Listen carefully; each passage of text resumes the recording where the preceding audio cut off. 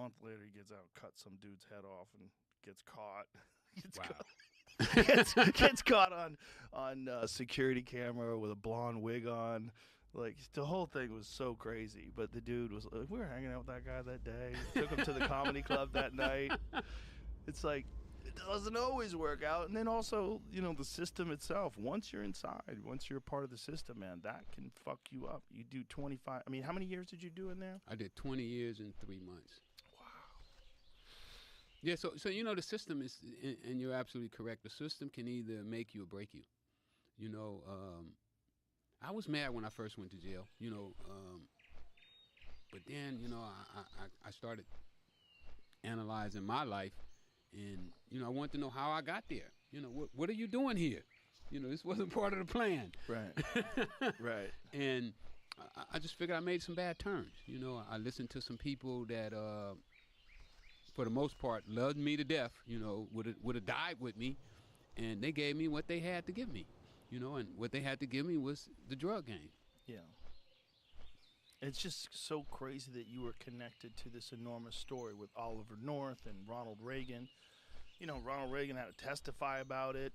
You know, I mean, the whole thing was really insane. It was an insane cultural moment because I remember I was young at the time. I remember watching it all play out on TV and seeing how this insane story was playing out, that they were selling drugs.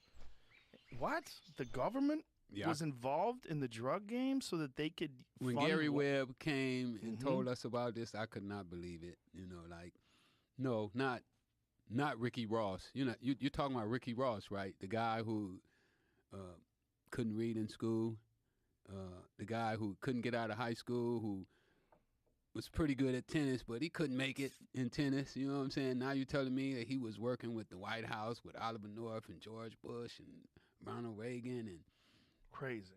And then the CIA come to my cell, and Maxine Waters come to my cell, and what? All these people? It's just like, for me, it was unbelievable.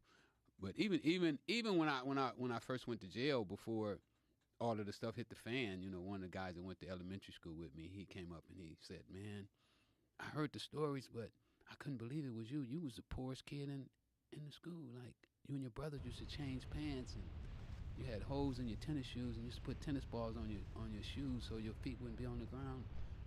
And that was really you." And I was like, "Yeah." He was like, "Man, you used to make millions of dollars." So it was one of those stories that, you know, you really had to see it to believe it. We had Michael Rupert on the podcast back when he was alive. Michael Rupert was the cop that... I knew Michael. Yeah. Michael testified on C-SPAN. He was at one of those C-SPAN hearings and testified that he witnessed the CIA selling drugs in South Central Los Angeles. It is one of the craziest videos. Michael was courageous. I read his book. Yeah, which one? I don't remember. It was so long ago. Crossing the Rubicon? Yeah. Yeah, he wrote that, and then he did that book, that movie, rather, documentary, Collapse, that scared the shit out of people. Did you ever see that movie? I didn't see the movie. The movie. I want this. I wish this was past us. I don't think it will. You know, the drugging thing. 'Cause I would love to have him on Fully Loaded. Joe Rogan Podcast. Check it out. The Joe Rogan Experience. Train by day, Joe Rogan Podcast by night. All day. We rolling? Hey, we're up. Look at that. Doing a little podcast. Oh, what a great fucking night last night. Fuck yeah, it was. Dude, I'm telling you, I woke up bubbling. Yeah, I felt so good. And last night was my first time in a managerial position. Like, I just came to hang out, make sure everything ran smooth for your show. It was wild. Like, to be at my own club where one of my best friends is headlining and all my other friends are opening for him. I'm like, this is amazing. It was a pretty fucking sick lineup. I'm like, this is what's crazy. Incredible. For if you said this 10 years ago, in Austin, Texas, the lineup that was on last night was insane. We've been doing that a lot, though. That's what's crazy. Like, these Tuesday, Wednesday, Thursday shows that we've been doing out here, they're just stacked. Dude, and then let's just say, highlight of my career, they're chanting The Machine, and I go, I'm not going to tell it, and they start cheering it, and I go, all right, I'll tell it if Ron White tells his tater salad story. And then he comes on the stage. People didn't even know he was up there. Yes. They go fucking crazy. He walks on stage. I FaceTime Leanne, who's like Ron's her favorite comic. Guy in the front row is recording Tom telling taters, or shooting Leanne watching it. Yeah. It was amazing. I mean, I'll tell you right now, was so fun. it'll show you how quick there are holes in your act. Because then I was like, I can't forget the machine right after that. I know you were talking about that, but no, the machine's an amazing story. It's an amazing story. You're just self-examining. I could have sat and broken down what I love about that story for the next 15 minutes. I could have talked about that story. Yeah. No, you said that on stage. I believe it. Yeah, Ron's one of the best storytellers of all time. Having him out here it's amazing because he's like the statesman of comedy, you know, out here, and he's so respected. He's such a good person. He almost made me cry last night. Such a good guy. And at the end of the night, I'm preloaded, and he comes up and he was like, "Thanks for bringing. That was really fun." And he goes, "I just came out to watch you tonight." And I was like, "What?" He was like, "Yeah, I came out to watch you. I'm a fan." And I was like, "Bro, you can't say that." Like, I fucking killed me. I was like, if there's careers that I've looked at and wanted to emulate, it's him, Attell, you know, those guys are the fucking my goats, you know? For sure. I mean, everybody loves Ron. Like, I've never met a comic who doesn't think Ron White's funny. Yeah. They don't exist. You know? Yeah, I remember Leanne's a redneck, and when the Blue Collar Comedy Tour came out, we went and watched it in Hollywood at the ArcLight. Oh, wow. And she was fucking... Leanne likes two things. Blue Collar Comedy and fucking Steve Harvey. If she's going to cheat on me, she's going to fuck Steve Harvey. I can guarantee you.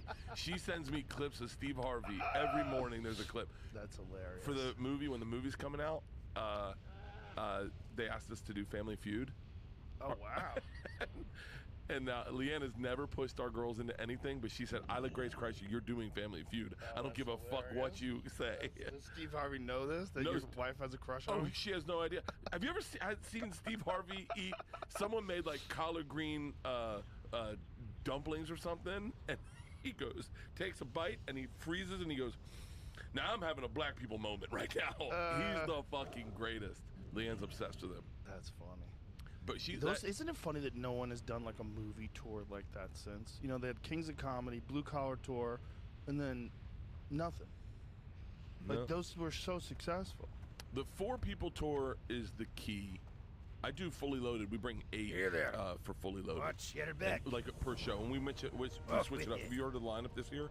No. Lewis Black, Dave Attell, Chad Daniels, Shane Gillis, Mark Norman, Big J. Okerson, Dan Soder, Fortune Feimster, Tammy Pescatelli. All on one show? No, we split. Stavros is on it. Oh, wow. We got a fucking sick lineup. Look at this. Look at this. That's fucking amazing. Tiffany Haddish. That's amazing. Jim Norton. That's amazing. Jay Farrow. Rosebud. Ralph Barbosa. That's amazing. Yeah, this fucking lineup is... I just found out about Ralph Barbosa. He's a funny dude. He's real funny. I watched some of his clips, and then I found out that there was some sort of a thing with George Lopez. And so I had the little bitch in me started watching some. I watched it all too. Some fucking beef with George Lopez and Ralph Barbosa. That shit makes me sad. I don't like that stupid shit. I don't like beef. I don't like nonsense beef. Like that's the dumbest kind of beef. Like some young guy coming up beef. Like you don't like. I think it's just a misunderstanding, and I think Lopez called him up and. Oh, did he? Yeah. I guess they talked on the phone or something like that. It's hilarious that I know about this silly comedy beef, but dude, he's funny. Anyway, Barbosa's a funny dude. Got a funny, laid-back style. I think it's just generational. You're talking about like, I think George Lopez is like even older than Ralph's parents probably, and so it's just two different styles of what you would say Mexican comedy is. I don't think that's what it is. I think it's just that George didn't know who he was. Oh, really? And, yeah, like Steve Trevino was on a show, and George had brought him up. George brought Barbosa up, and he's like, "Who the fuck is that guy? You keep bringing him up. Nobody knows who that dude is." Oh, really? Yeah, I just saw Schultz saying someone went up to Barbosa, and he was like, "Ah, fuck George Lopez." Yeah, I think that's what it was. I think it came from him saying something on a podcast, but I think he was just annoyed with Trevino bringing the dude's name up over and over again for whatever reason. I don't know. He's funny as shit. Yeah, he's funny. He's funny as fucking shit. Yeah, it's that's nothing bothers me more than like and I don't think that's what he was doing. I think it was just like, who is that guy? Like, I don't know what that guy is. Yeah. I don't think it was like I don't like that guy. I think he just genuinely didn't know who he was. But nothing bothers me more than like those old dudes that don't like the young guys coming up. They don't like the fact that young guys are coming up. Because I remember being in that young guy position. I'm like, you old cunt. Like, you fucking dummy. Like, I'm never going to be like you one day. One day, like, if I get to your position, I'm going to be very welcoming for the young people. Yeah. It's so stupid. I don't have a target. Like, it's like a closed door. Once you go through it, that's it. Nobody else in. No more funny. No more comedians. No one else is famous. Just me. Forever and ever and ever. It was like that. It was like that back then, too. Stingy cunts. Yeah. Got that fucking weird thing that people have, or they just want to be the only one that gets the attention. It's so strange, man. So strange. The fucking fierce jealousy that some people have when other people start to make it. Yeah. So dumb. You didn't have that. And I think you blessed us with not having it. So you look at like Mark Norman and Shane Gillis, I take them when I do like Red Rocks or I do big venues. I'll hit them up, see if they want to do it with me. Recharging. Trust me. Trust me when I say they're like we did the Super Bowl. We did 4 shows at the Mullet Arena. 4 shows. That's how big those guys were getting. I love that you went to the Mullet Arena. Yeah. How'd you not bring Theo with you? You know, he was in town that week. I hit him up. He was like, I think I lose my powers when I walk in there. That sounds like something he would say. Oh, he wants to move out here. Does he? That's still He doesn't. Yeah. He's like a fucking vagabond. But he's got to have a tribe. You know, a lot of these guys, they didn't understand what was anchoring them in L.A. And one of the things that was anchoring them in L.A. was that we had a tribe. Yeah. We would all get together at the I store. can't pass that yet. We'd all hang out in that back bar. We'd all have fun together. We'd all laugh and That's joke still and fuck recharging. around. And then we'd see each other's sets and we'd talk to each other about comedy and shit. You know, he's out alone now in Nashville. You know, What's he doing in Nashville? he just decided he had to get the fuck out of L.A. for his mental health. And so he wanted to be like a more laid-back place. And Man. Nashville clicked with him. He is all over my algorithm. Is he? He shows up, and it's gay dudes, boat crashes, and Theo. With me, it's girls with giant asses doing squats. It's all like CrossFit ladies with 6-packs. Those girls will inspire me to work Yeah, out. yeah, There's that's something what I about like. a fucking jack chick with big thighs. Yeah, that's what I like. My God. I like a gal who could help you move a couch. That's what I like. I like them sturdy. My wife does not like it when I say that, by the way. Oh, for real? Just like when I call her sturdy. But she's strong. She's strong. I like strong women. I like it. I don't like, you know, I just don't think that, like the weak, like wafy sort of, like some people are into that weak sort of wafy looking thing. Like that doesn't make any sense to me. No. I like an older woman too now. Yeah, I can imagine dating a girl who's 20 now. Like, what? What are you talking about? Like, when I see Leonardo DiCaprio going out with a 19-year-old, I'm like, bro, what do you talk about? Yeah, what? I mean... What do you talk about? Unless she's the most genius, brilliant, world-traveled, nuanced... Dude, my assistant's 25, and I'll say things to him, and he'll go, I have no idea what you're talking about. Like, you can reference a movie, like Ace Ventura, and he's like, what is that? Jim Carrey, I don't know who that is. Well, Jim Norton was on stage last night and he had a Three Stooges reference and no one laughed. I'm like, Jim, you're 55. Like, these people do not know who the fuck Three Stooges is. Why don't you just say Laurel and Hardy? Yeah. Like, go even deeper into the old school comedy people. Yeah, I couldn't live in that. I couldn't live that life where you couldn't make references to the things you grew up on. Well, you know? you can. You know, it's like Dennis Miller always used to have references that nobody knew what the fuck he was saying, and we had to catch up. Yeah, but I don't like.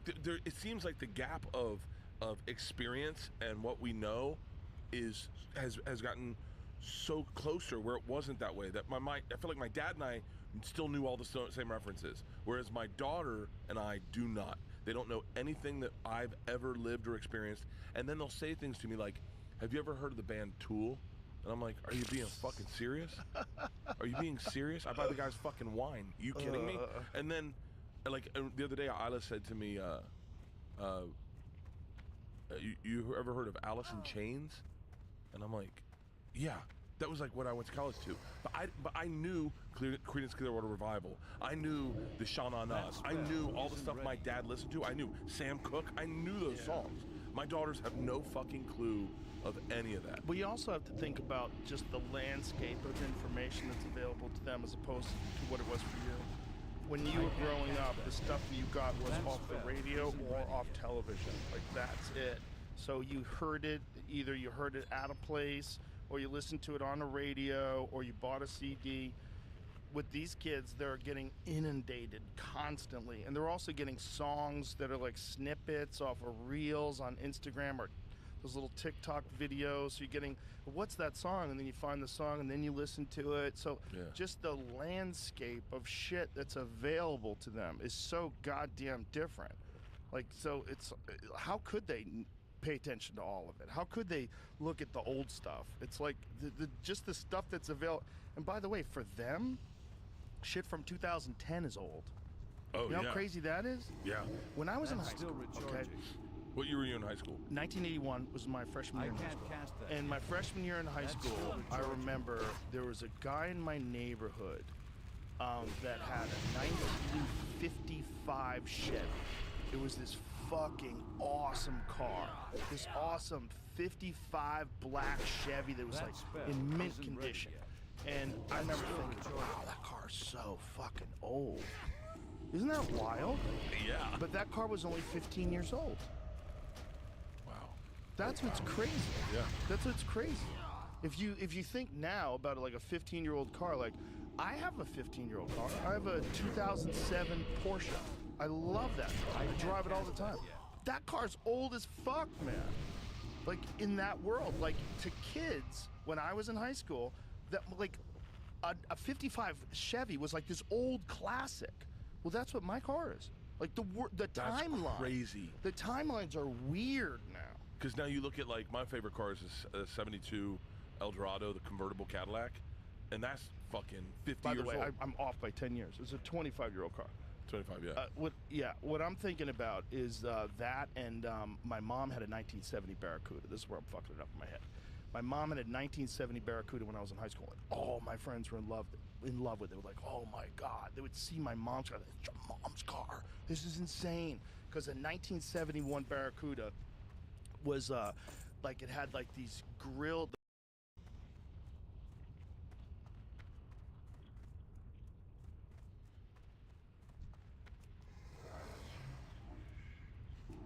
That spell isn't ready yet.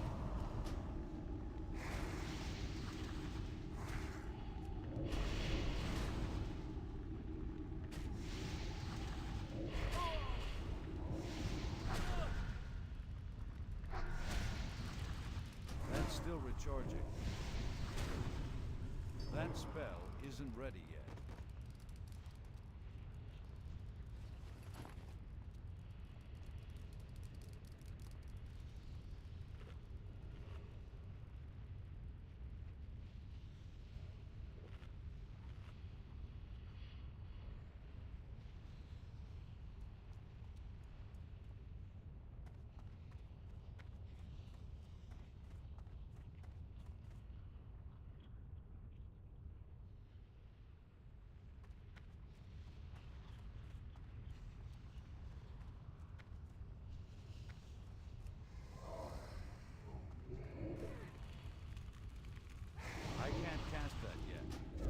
That spell isn't ready yet.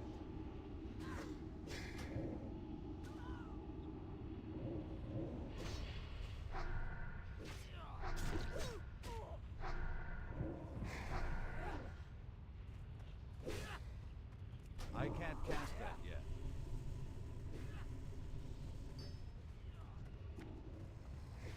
That's still recharging. That spell isn't ready yet. I can't cast that yet.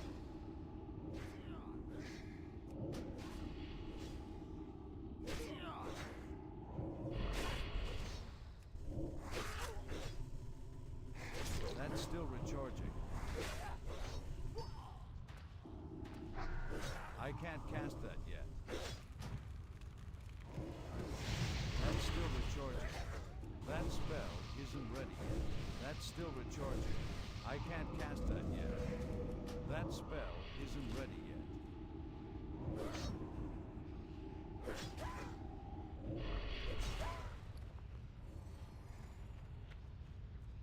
That's still recharging.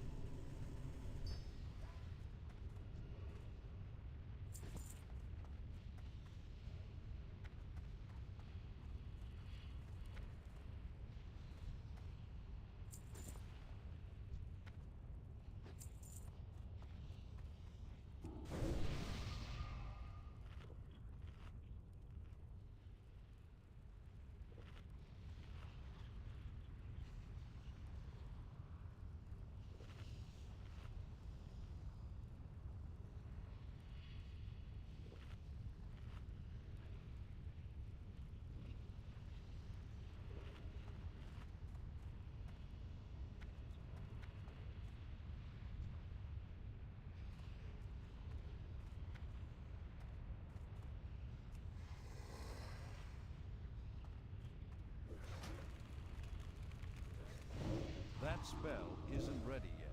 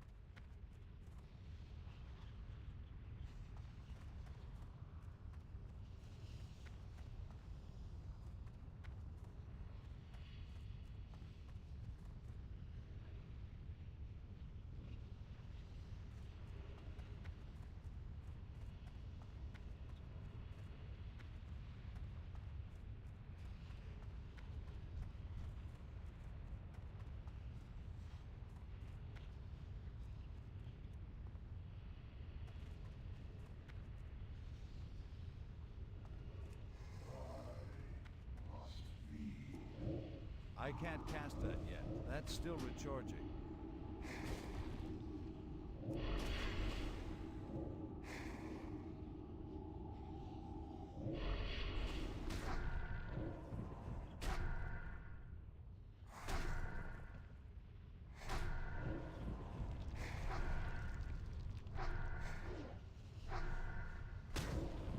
That spell isn't ready yet.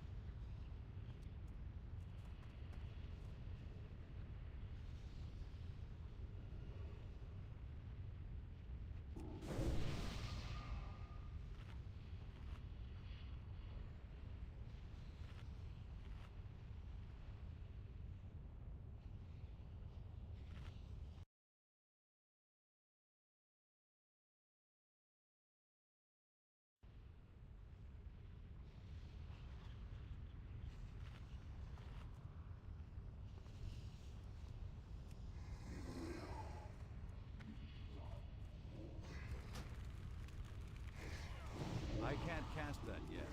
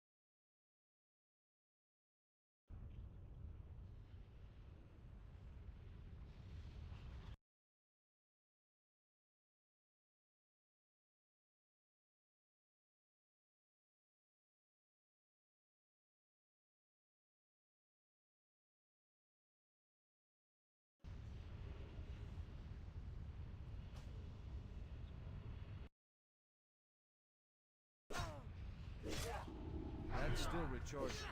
That spell isn't ready yet.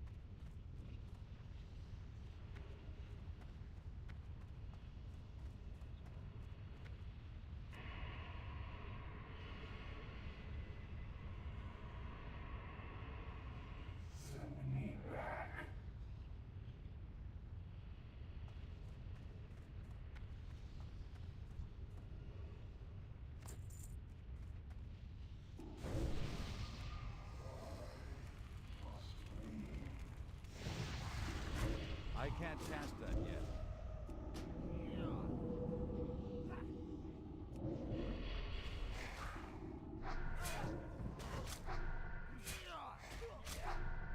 That spell isn't ready yet. I can't cast that yet. I need a target.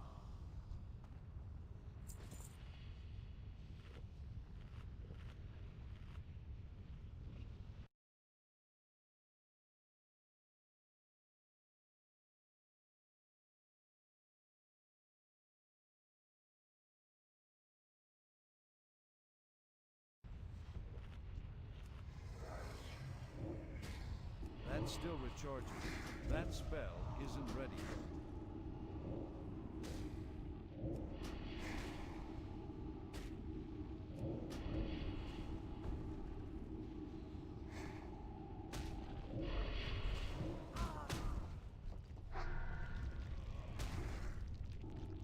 I can't do that yet.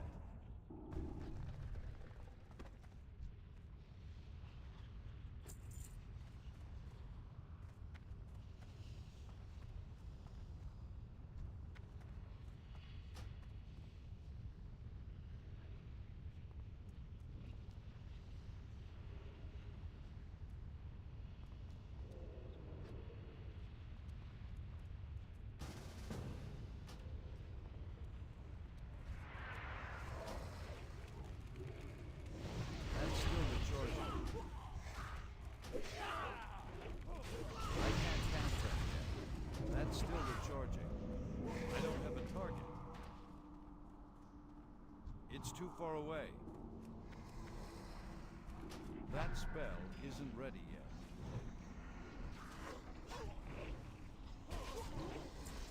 I can't cast that yet. That's still recharging.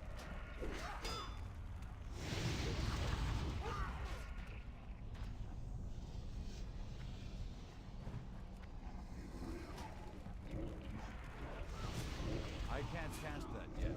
That spell isn't ready yet.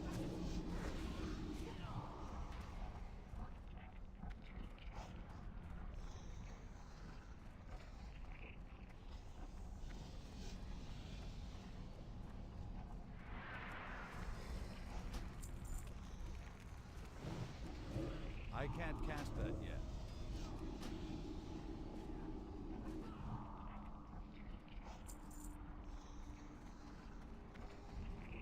I need a target. That spell isn't ready yet. That's still recharging.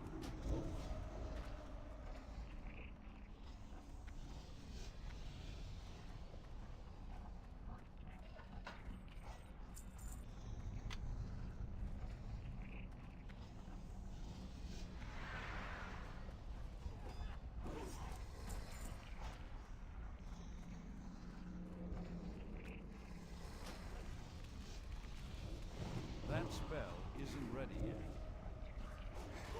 I need a target.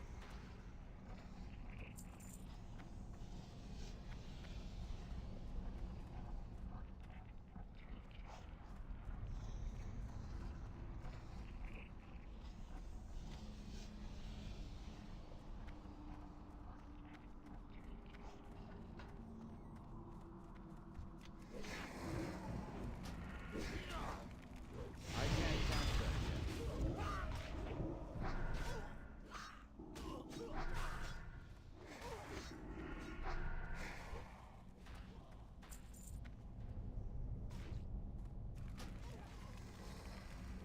That's still recharging.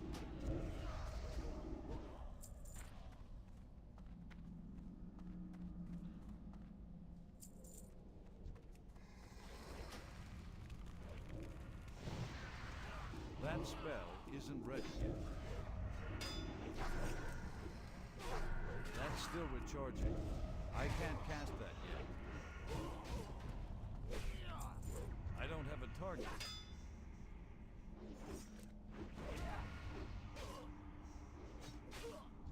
I need to target something first.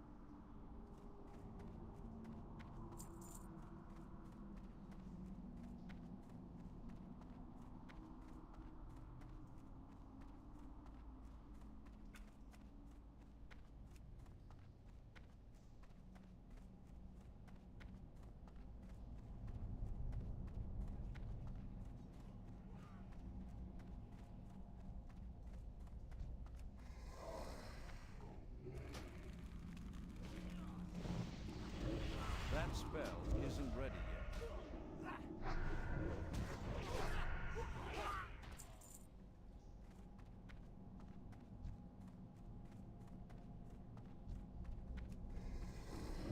I can't cast that yet.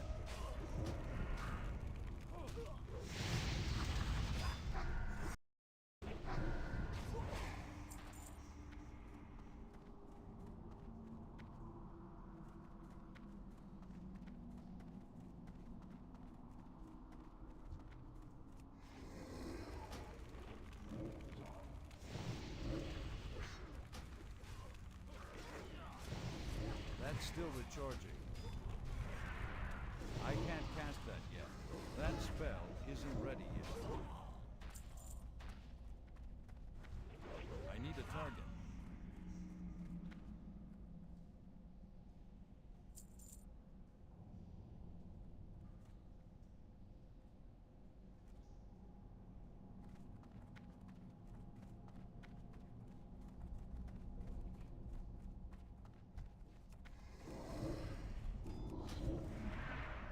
I need more mana. That's still recharging. That spell isn't ready yet. I can't cast that yet.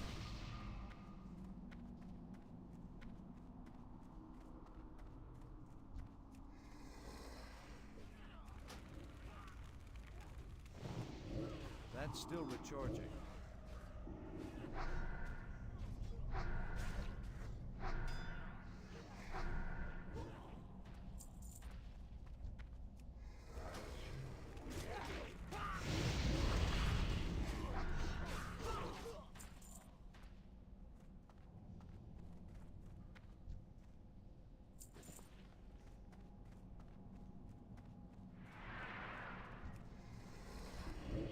That spell isn't ready yet. That's still recharging.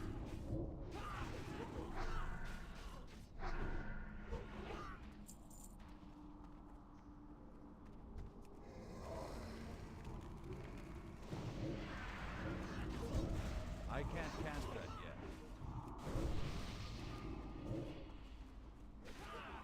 That spell isn't ready yet. That's still recharging.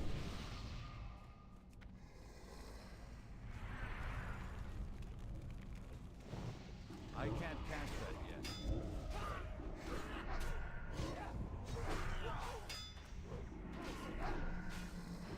That spell isn't ready yet. That's still recharging. I can't cast that yet. That spell isn't ready yet.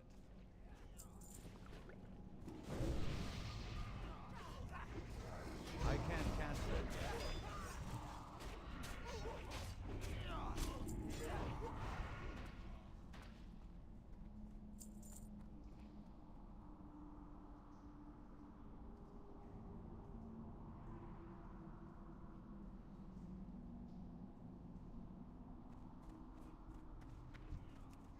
That's still recharging.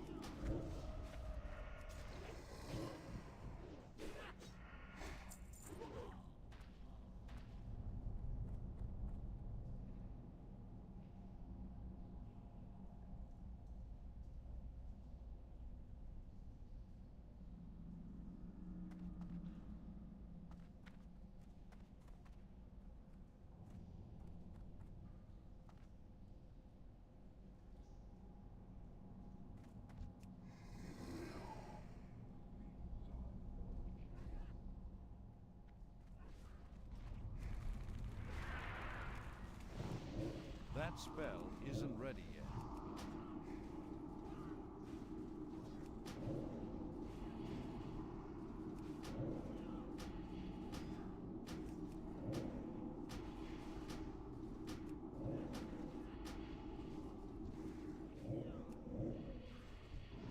That's still recharging. I can't cast that yet. That's still recharging. I don't have a target. I need a target.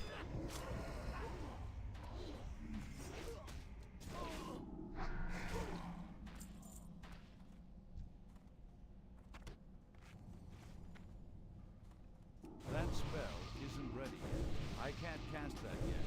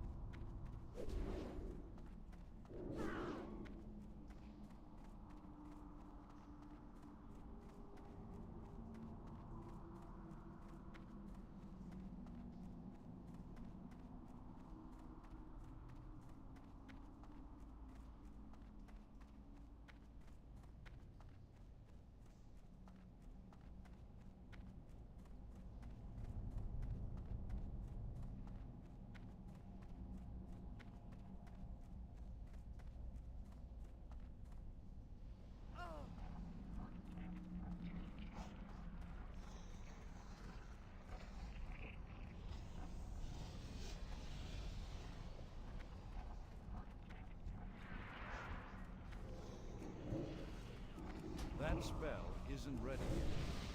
I need to target something first.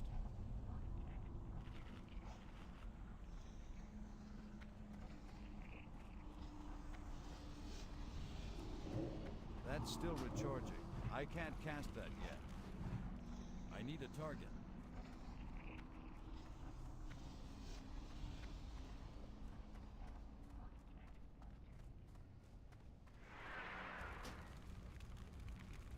That spell isn't ready yet.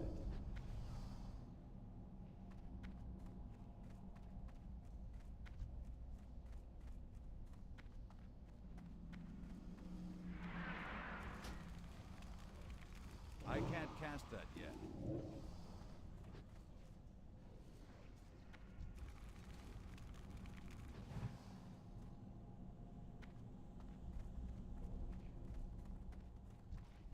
That's still recharging. I can't cast that yet.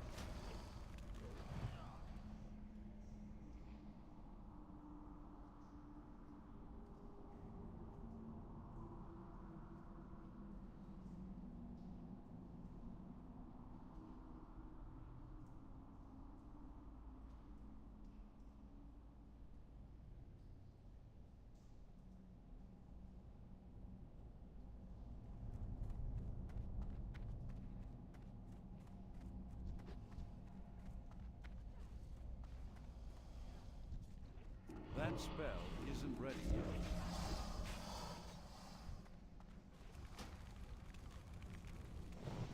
That's still recharging. That spell isn't ready yet. I don't have a target. I need to target something first. That's still recharging.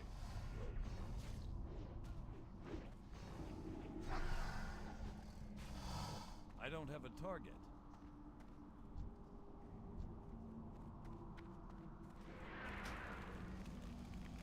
I can't cast that yet.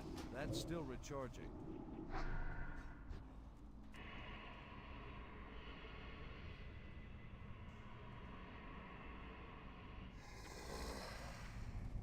That spell isn't ready yet.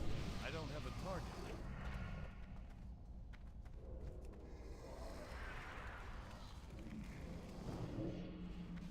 I can't cast that yet.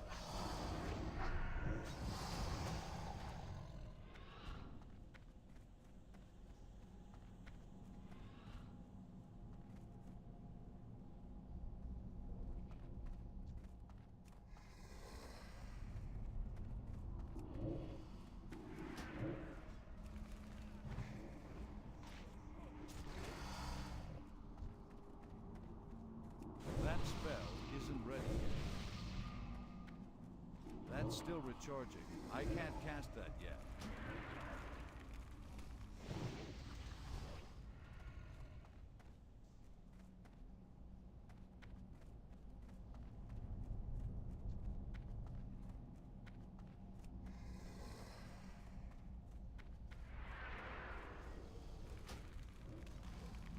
That spell isn't ready yet.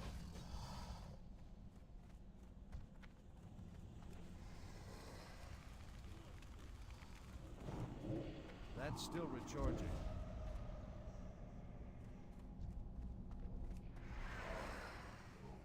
I can't cast that yet. That spell isn't ready yet. I can't cast that yet. I need to target something first.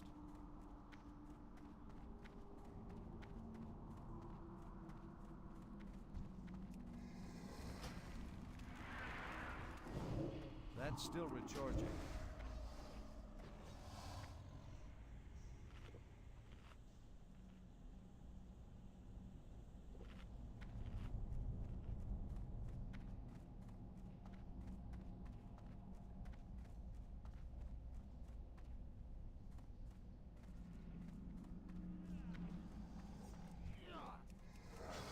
That spell isn't ready yet. I can't cast that yet.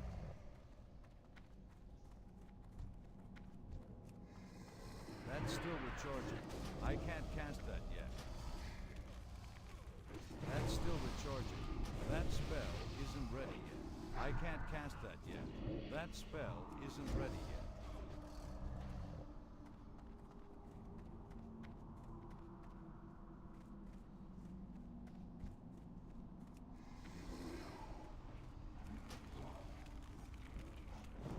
That's still recharging. I can't cast that yet. That's still recharging. That spell isn't ready yet.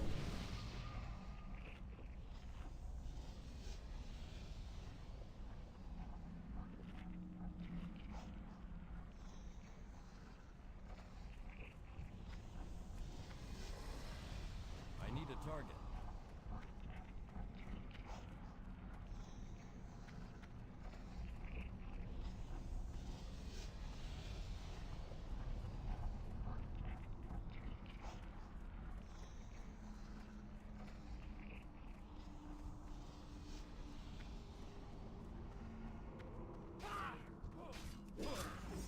I can't cast that yet.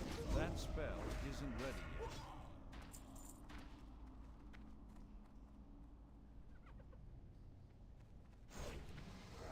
That's still recharging. I can't cast that yet.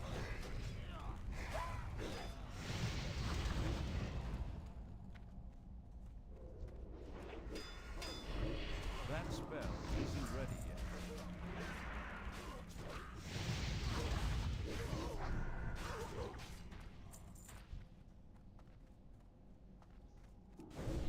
That's still recharging.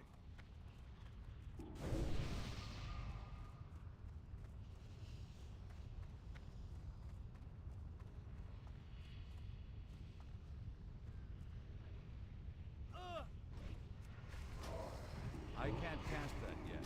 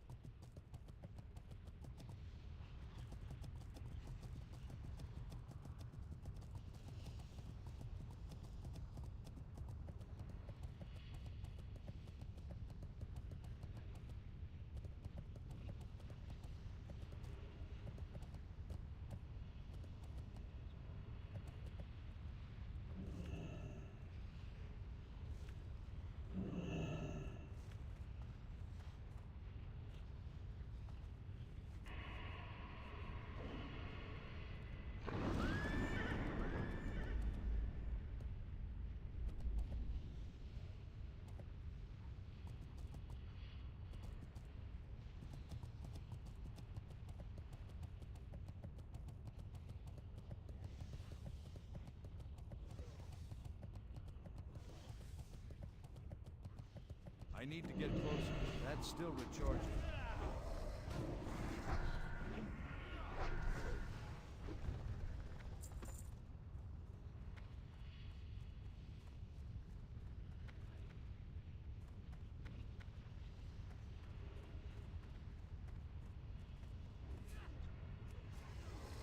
That spell isn't ready yet.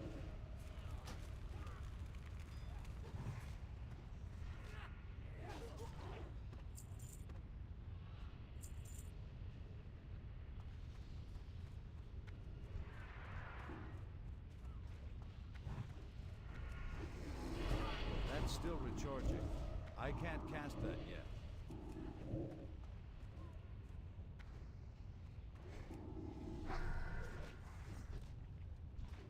That spell isn't ready yet. That's still recharging.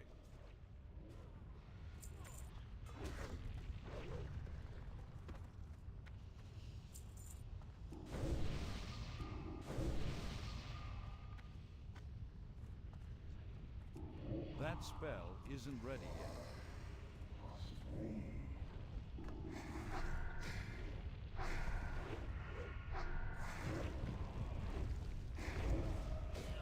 I can't cast that yet.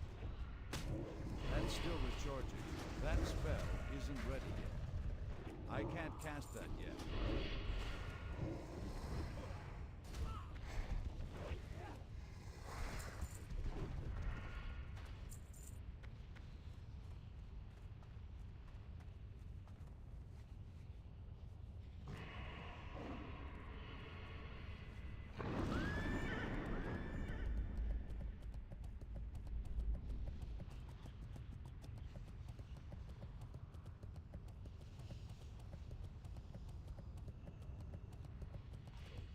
I'm out of range. That's still recharging. That spell isn't ready yet.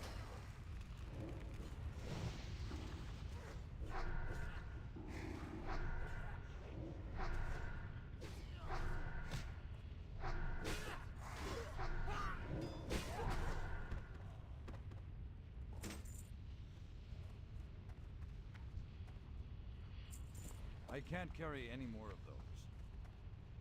I can't cast that yet.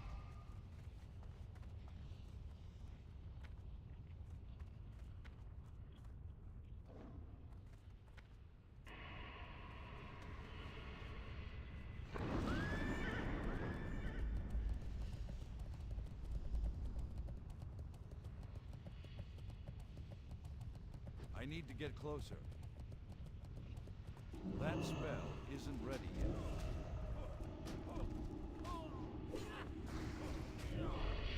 That's still recharging. I can't cast that yet. That spell isn't ready. That's still recharging.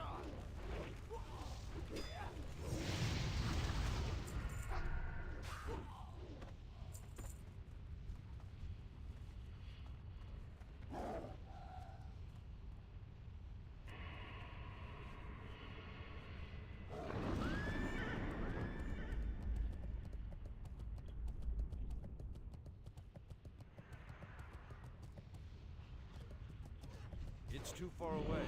I can't cast that yet. That spell isn't ready. I can't cast that yet.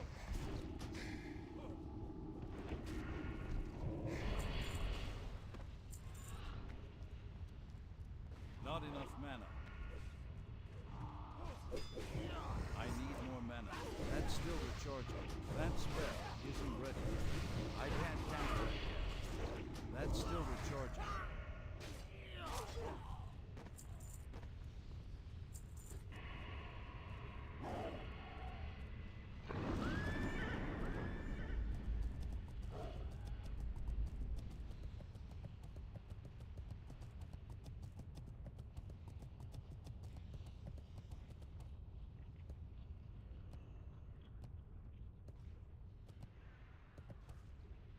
I'm out of range. I can't cast that yet. That's still recharging. That spell isn't ready yet.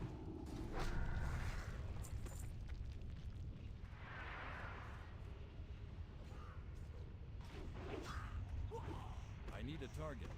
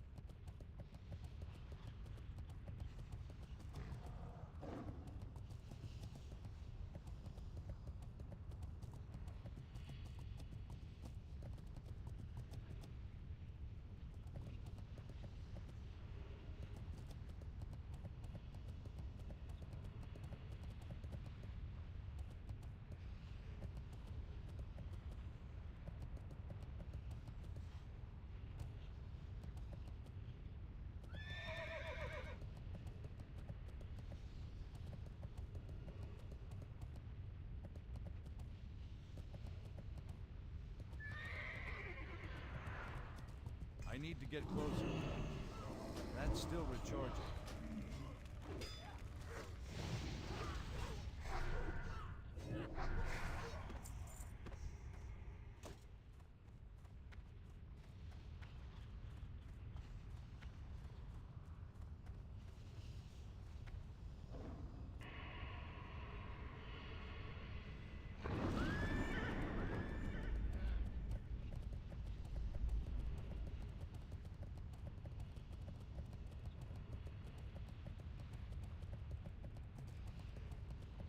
I'm out of range.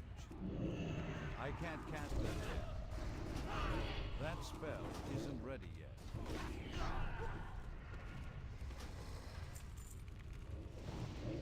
I can't cast that yet.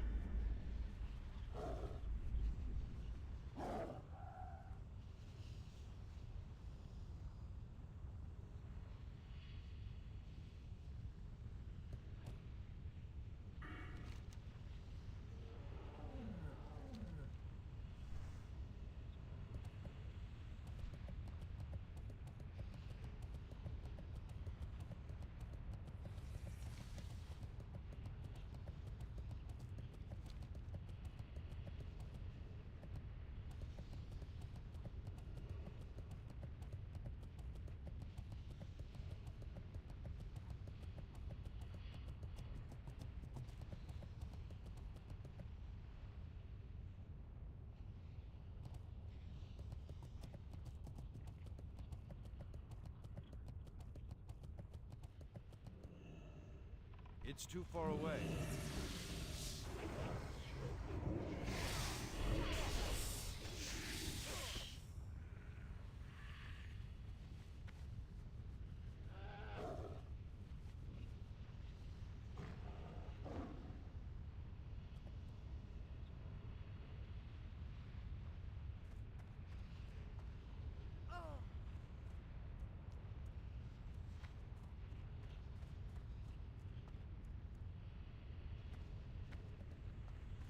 How are you?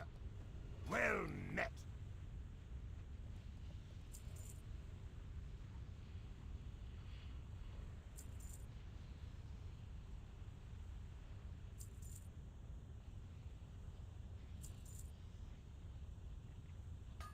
Be good.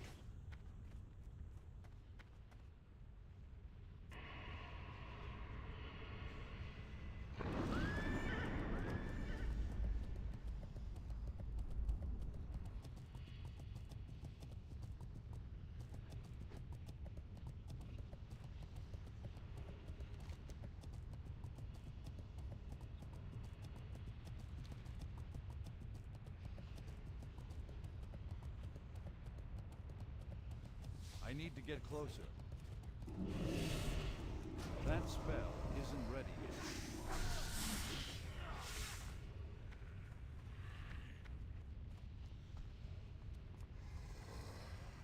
I need to get closer. That's still recharging.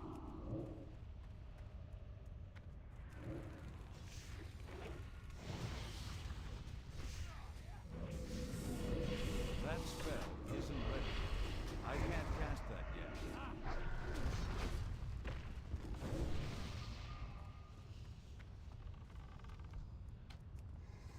That's still recharging. I can't cast that yet.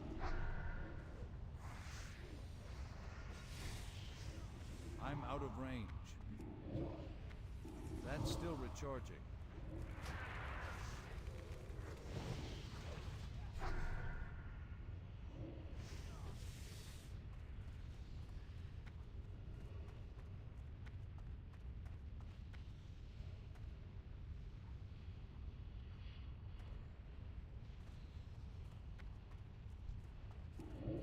That spell isn't ready yet.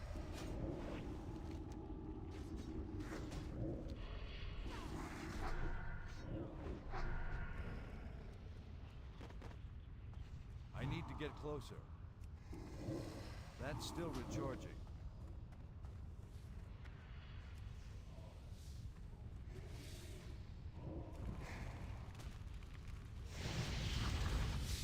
That spell isn't ready yet. I can't cast that yet. That spell isn't ready. I don't have a target.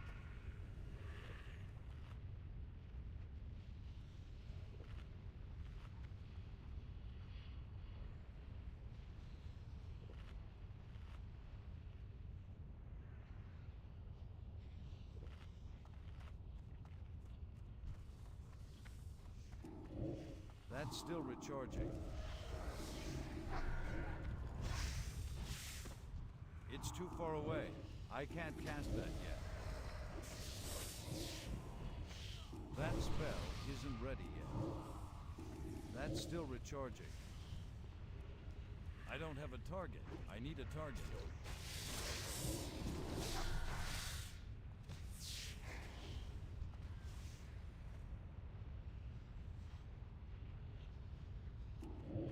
I can't cast that yet.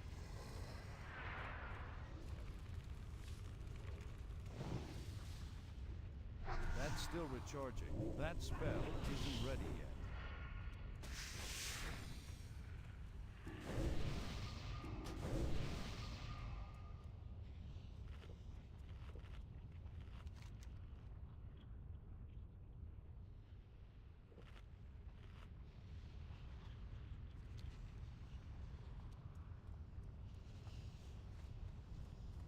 I'm out of range.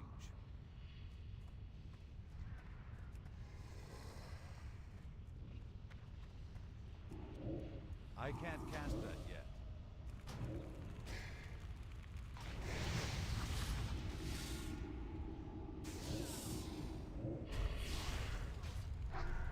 Not ready yet.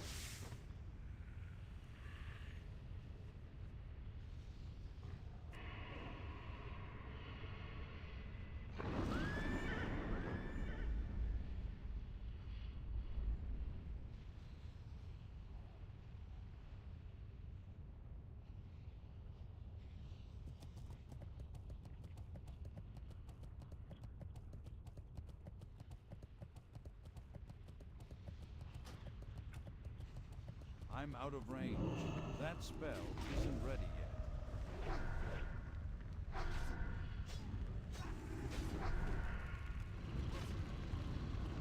That ability isn't ready yet.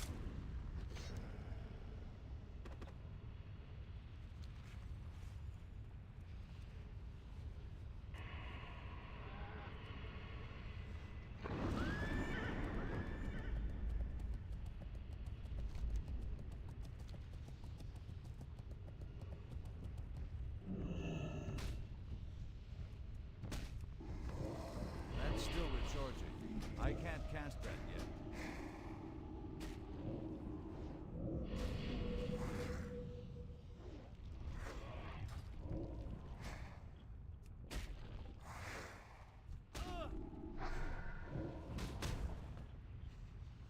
That spell isn't ready yet.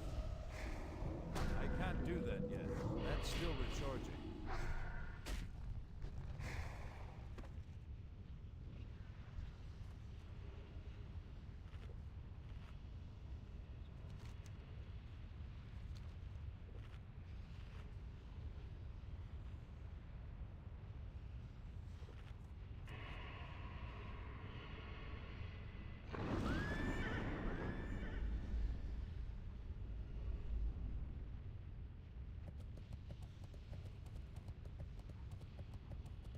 Greetings. See you around for the Alliance. Hey there. Be careful.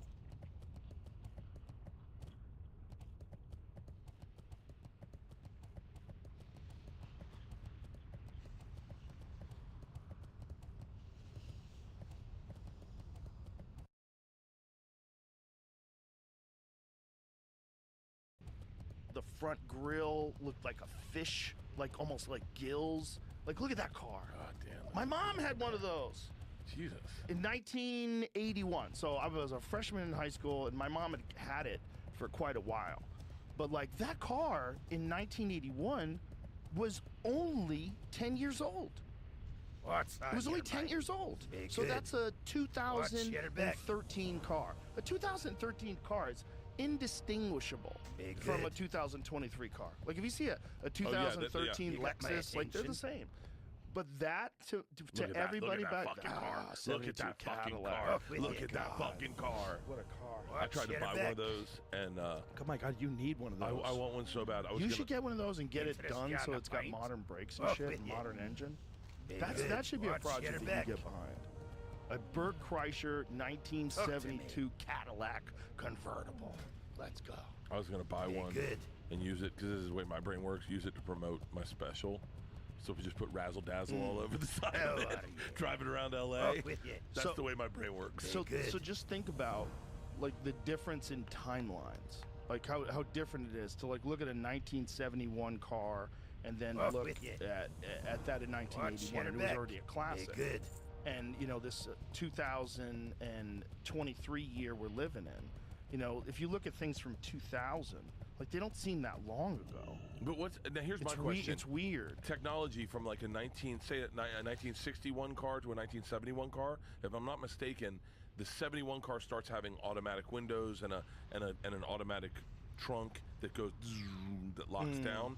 The technology from those cars is exponentially bigger. And you look at the car you have, your Porsche, compared to where they are today, how different is? I mean, I guess they're fucking electric now. Well, yeah, but no, even the gas ones, the internal combustion engines, they have better electronics, they have better suspension management systems, they have better traction control. They do a lot of different things now. Yeah. Like cars are, and also they have like warnings to let you know when cars are close and shit. Cars are pretty fucking incredible now. They're almost too incredible because they're so fast. Like a regular car, like my mom's car from 1970, that was slow as fuck, dude. Really? Slow as fuck in comparison to a modern car. Yeah. Like if you get a regular modern day Honda Accord, it would bury my mom's car. Really? Yeah, a little 4-cylinder piece of shit. It would bury it. Yeah, those cars are not fast. They were fast for the time. You know, and then as time goes on, and now you're living in this weird world where you have like the brand new Hummer, which is an electric Hummer, which is this giant SUV that GMC makes that goes 0 to 60 in like 3 seconds. Like that kind of performance was unheard of in cars. No, but how come that doesn't translate over to F1 and NASCAR? Why are NASCAR still will there be a NASCAR electric series at one point? It would be wild if it was, but they would lose all that sound. I think that's part of the thing that people like. Wow. Can you imagine going to it? Tom and I went to the Daytona 500, and can you imagine it being silent? All you would hear is the chatter of the fans. That would be so just fucking creepy. Dumb conversations. It's like, have you ever seen How I Met Your Mother without the laugh track on? No, but I have seen Big Bang Theory. Oh, that's one. That's the one I meant. It's rough. It's rough. People would get bummed out. I think NASCAR is like, it's an American tradition that's based on moonshine runners. Yeah. So it's like fun. Like it's fucking, like you go to NASCAR, you want to hear the bah! Like if it was electric, it would seem like it's over. Are the F1 cars loud? Yeah, they're loud as fuck. Yeah, they're loud as fuck. I mean, but comparatively speaking, because my sister has what's the Tesla? Yeah. And those things, I mean, that's like Silent. Scary fast. Yeah, ridiculously fast. It's not even comparative to any of the cars that I've ever driven in, and I've driven in a lot of I've drove Lamborghinis and Ferraris and the Gullwing. Yeah. But no, it's the fastest car I own. Yeah. Yeah, I own a Tesla, the plaid one. It's the fastest car I own. I own a lot of fast cars, like Porsches and sports cars and old muscle cars. The Tesla buries them all. Yeah, and they're getting faster. That's what's crazy. Right now, they go 0 to 60 in 2 seconds, but the new ones are going to be even faster than that. The little speedster thing they have, what do they call it? What do they call the little one? Roadster? The little roadster thing is like, I believe it's 1.9 seconds, 0 to 60, which is so crazy. That's so fast. I told my dad not even to drive it. He was in LA last week, and he goes, I need a car. I go, don't get in Cotty's car. You're going to fucking kill yourself. Yeah, but the thing is, you can drive slow in it. It's very easy to drive calm. Whereas, like, if you're in a really fast muscle car, like, those are kind of hard to drive slow. Because they have, like, I don't know what it is, but there's less sensitivity in the acceleration. Those cars are very easy to go light with. It's very easy to drive around driven an town electric light. car. Safe travels. Unless I get that Porsche that's electric, I don't have any. Yeah, no, a good friend of mine has one of those. That's the shit. Yeah. That thing is the shit. It's amazing. Yeah, I want my car to feel like a big cock. What? Like, just like, I want people to see it and go, oh, that's nice. Big, fat, veiny cock. big. No, I don't even need to be veiny. Just a bigger than average. Shiny cock. Shiny cocks. Yeah, polished, well cared for cock. Right? Waxed. Nice when nice like wheels. nice shiny and thick wheels. when it's soft. Yeah. Thick and soft. Chocolate interior. King's Yeah, Honor, friend. some kind of chocolate. That's a bold move, right? Chocolate interior. That's my car I have. I don't know the type it is, but it's a Mercedes. I got it because of the interior. Fuck. You sitting there, I can smoke a cigar in there. Like That's what I saw the other day. I was at the car dealership and they had electric Mercedes. I haven't seen the electric Mercedes up close. They're doing like an S series. It's just like a By the way, money might be fake now. Money might be falling apart, right? Oh, How many banks have collapsed now? Wait, that's happening today? I don't know. I was trying to follow up. How many before we banks have started. collapsed? It's at least 2, correct? There was at least 2. It might have been 3, and I don't know what happened today with the. I was on a plane with the guy who was talking about this yesterday. Yeah. So the Silicon Valley one collapsed, right? Yeah. And so a bunch of Silicon Valley. Yeah. This is like 2008 all over again. I don't know. See, this is part of the problem with being financially ignorant, which is I am. I don't know. And also being friends with Alex Jones, which I am. Which so I get all these videos about the fucking storm. Prepare yourself to the end of the world. I'm like, oh no, Alex, why are you freaking me out? I was on a plane next to a guy yesterday and said that today's a big day, that it's coming down where everyone's gonna find out if the fucking thing collapses or if we get bailed out. Well, apparently there was a big run on the banks today too, and people were showing up at the banks trying to withdraw money, which scares the fuck out of people when that kind of stuff happens. That's how Hitler became fucking prime minister, whatever, dictator. Is he fucking? I've been watching this thing, how to make a dictator on Netflix. Have you seen it? It's fucking awesome. I'm so obsessed with history podcasts and history dictators and whatnot. Do you know who Turkmenbashi is? No. Are you, Joe? This is the most fascinating fucking guy in history, right? So Turkmenistan, I think is the name of the country, was part of the USSR, and when the USSR collapsed, he got it. This guy who was just a premier and worked, he got the whole country, and he went around and changed rules like fucking crazy. He was a dictator, but he was like, he added months so that he didn't get old faster. He changed the names of the months. I mean, he was a fucking lunatic. He said, you know what? He goes, you know what? Here's the problem. Old people are losing their teeth because they're not eating enough bones. And they're like, bones? He goes, you ever see a dog with missing teeth? No, because they eat bones. So everyone needs to start eating bones. Does that make sense? Oh, my God. Turkmenbashi. I have this podcast that I listen to. It's called The Dictators. And it is one of the most, that one podcast is the most fascinating. But I'm obsessed, man. I listen to Hitler, Stalin. Somebody was talking about the How to Make a Dictator documentary on Netflix the other day. Was it? I think it was on the podcast. It might have just been a conversation I was having. Was it on the podcast? Who was it? Do you remember? But they were saying, like, you're literally like putting up a guidebook on how to become a dictator. Like, people could watch it and figure out how it's done and then replicate it. It's identical, by the way, to how to get famous. I mean, it's the fucking exact same thing. You'd be shocked. Wow.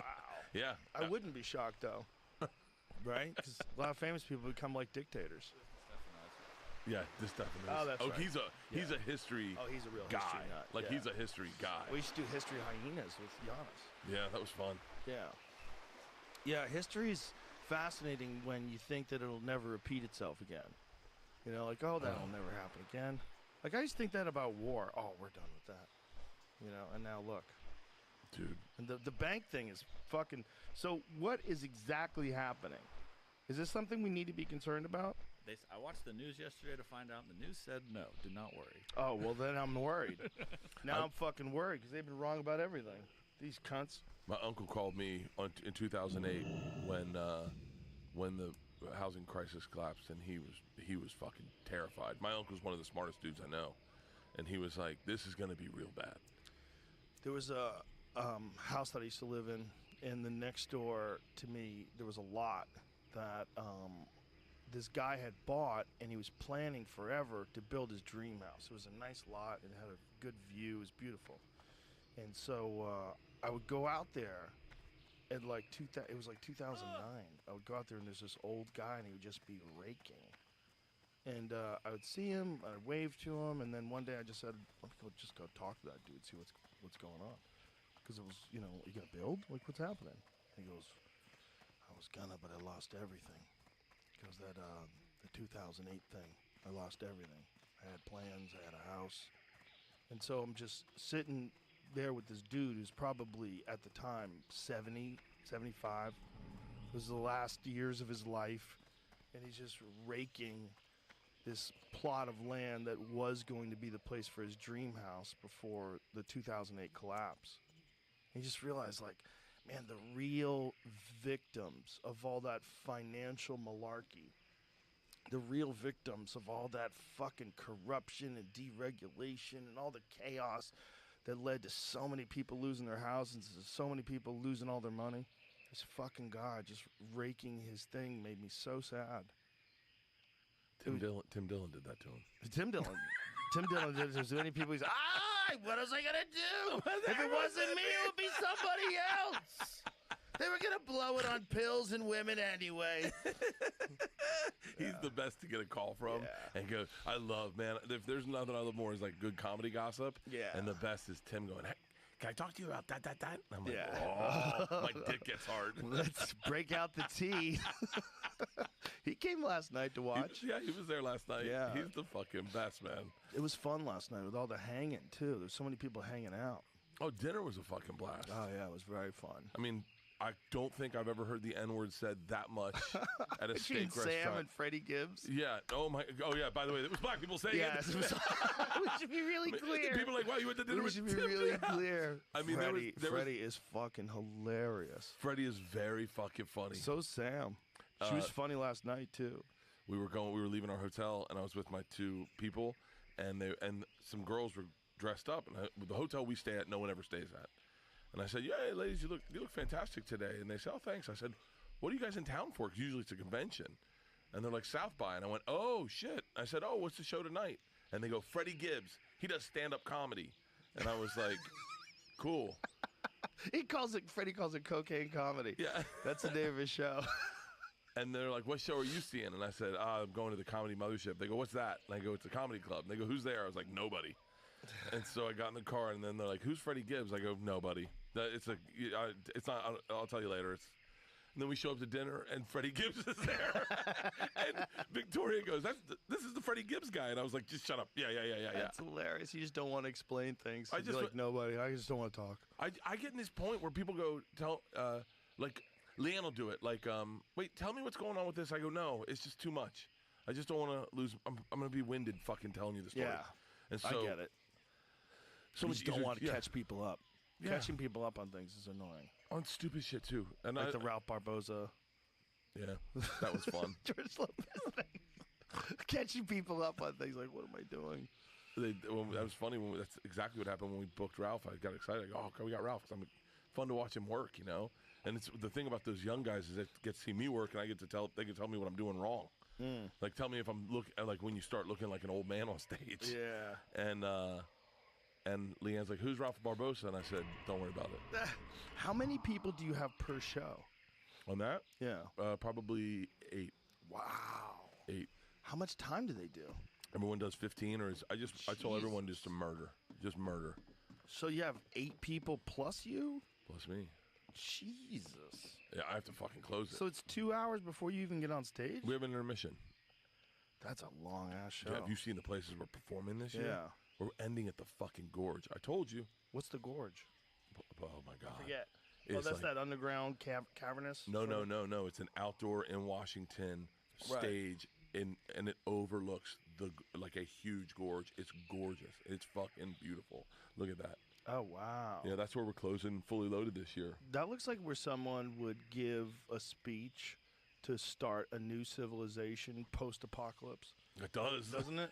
Yeah. That's like, we can rise together from the ashes of mankind and build our own utopia.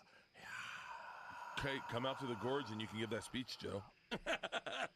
How many people is that seat? A lot. That looks like 100,000 people. I think it's 76. Jesus Christ, dude. That's a big-ass show. I think it is. But we're just gonna do the infield. I'm sure. I mean, Shut the fuck up. Fill that bitch. Let's the go. I told you. I texted you and Tom. I have a go. private jet waiting for you. fucking Fly you go. out, fly you back. Let's fucking go. The hang is the best part. Getting on the sure. bus and partying with everyone, and like just Big J is the last time we went. Big J had us laughing so hard. So we have a party bus, and then we all have our own buses that we sleep in.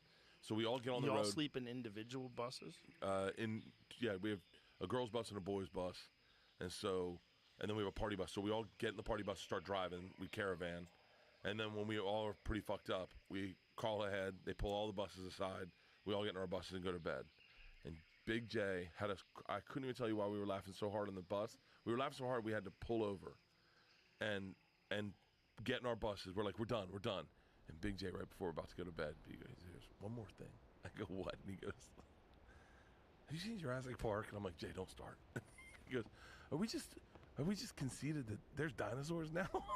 And I'm crying again. It's the funnest fucking hang. Dude, to come. Yeah. Sounds like a good time. I hope you enjoy yourself. Sounds like a lot of travel. It's a lot of travel. Yeah, you're a lot of away from everybody, and you're on buses all the time. Yeah, it's awesome. Yeah, you do that tour thing where you go out for long stretches of time. I don't do that. Yeah. I don't like it. How come? I don't like being away from my family. I don't like being away from home. I have obligations. I like to keep like a steady schedule, keep my mental health in line. Yeah. Because the thing about traveling, you get disjointed and disconnected and uprooted. It's something good about that because it allows you to reset and just think about things and out of the pattern of your life. But also, sometimes the pattern of your life is how you create like a balance. If you have a good pattern. I have zero balance. Yeah. I have zero balance. So you like the chaos of the road. I like chaos. I mean, first of all, it starts with I love stand-up. Yeah. I love doing stand-up. I love it more than anything. Last night was the funnest night of my life because it was all new material.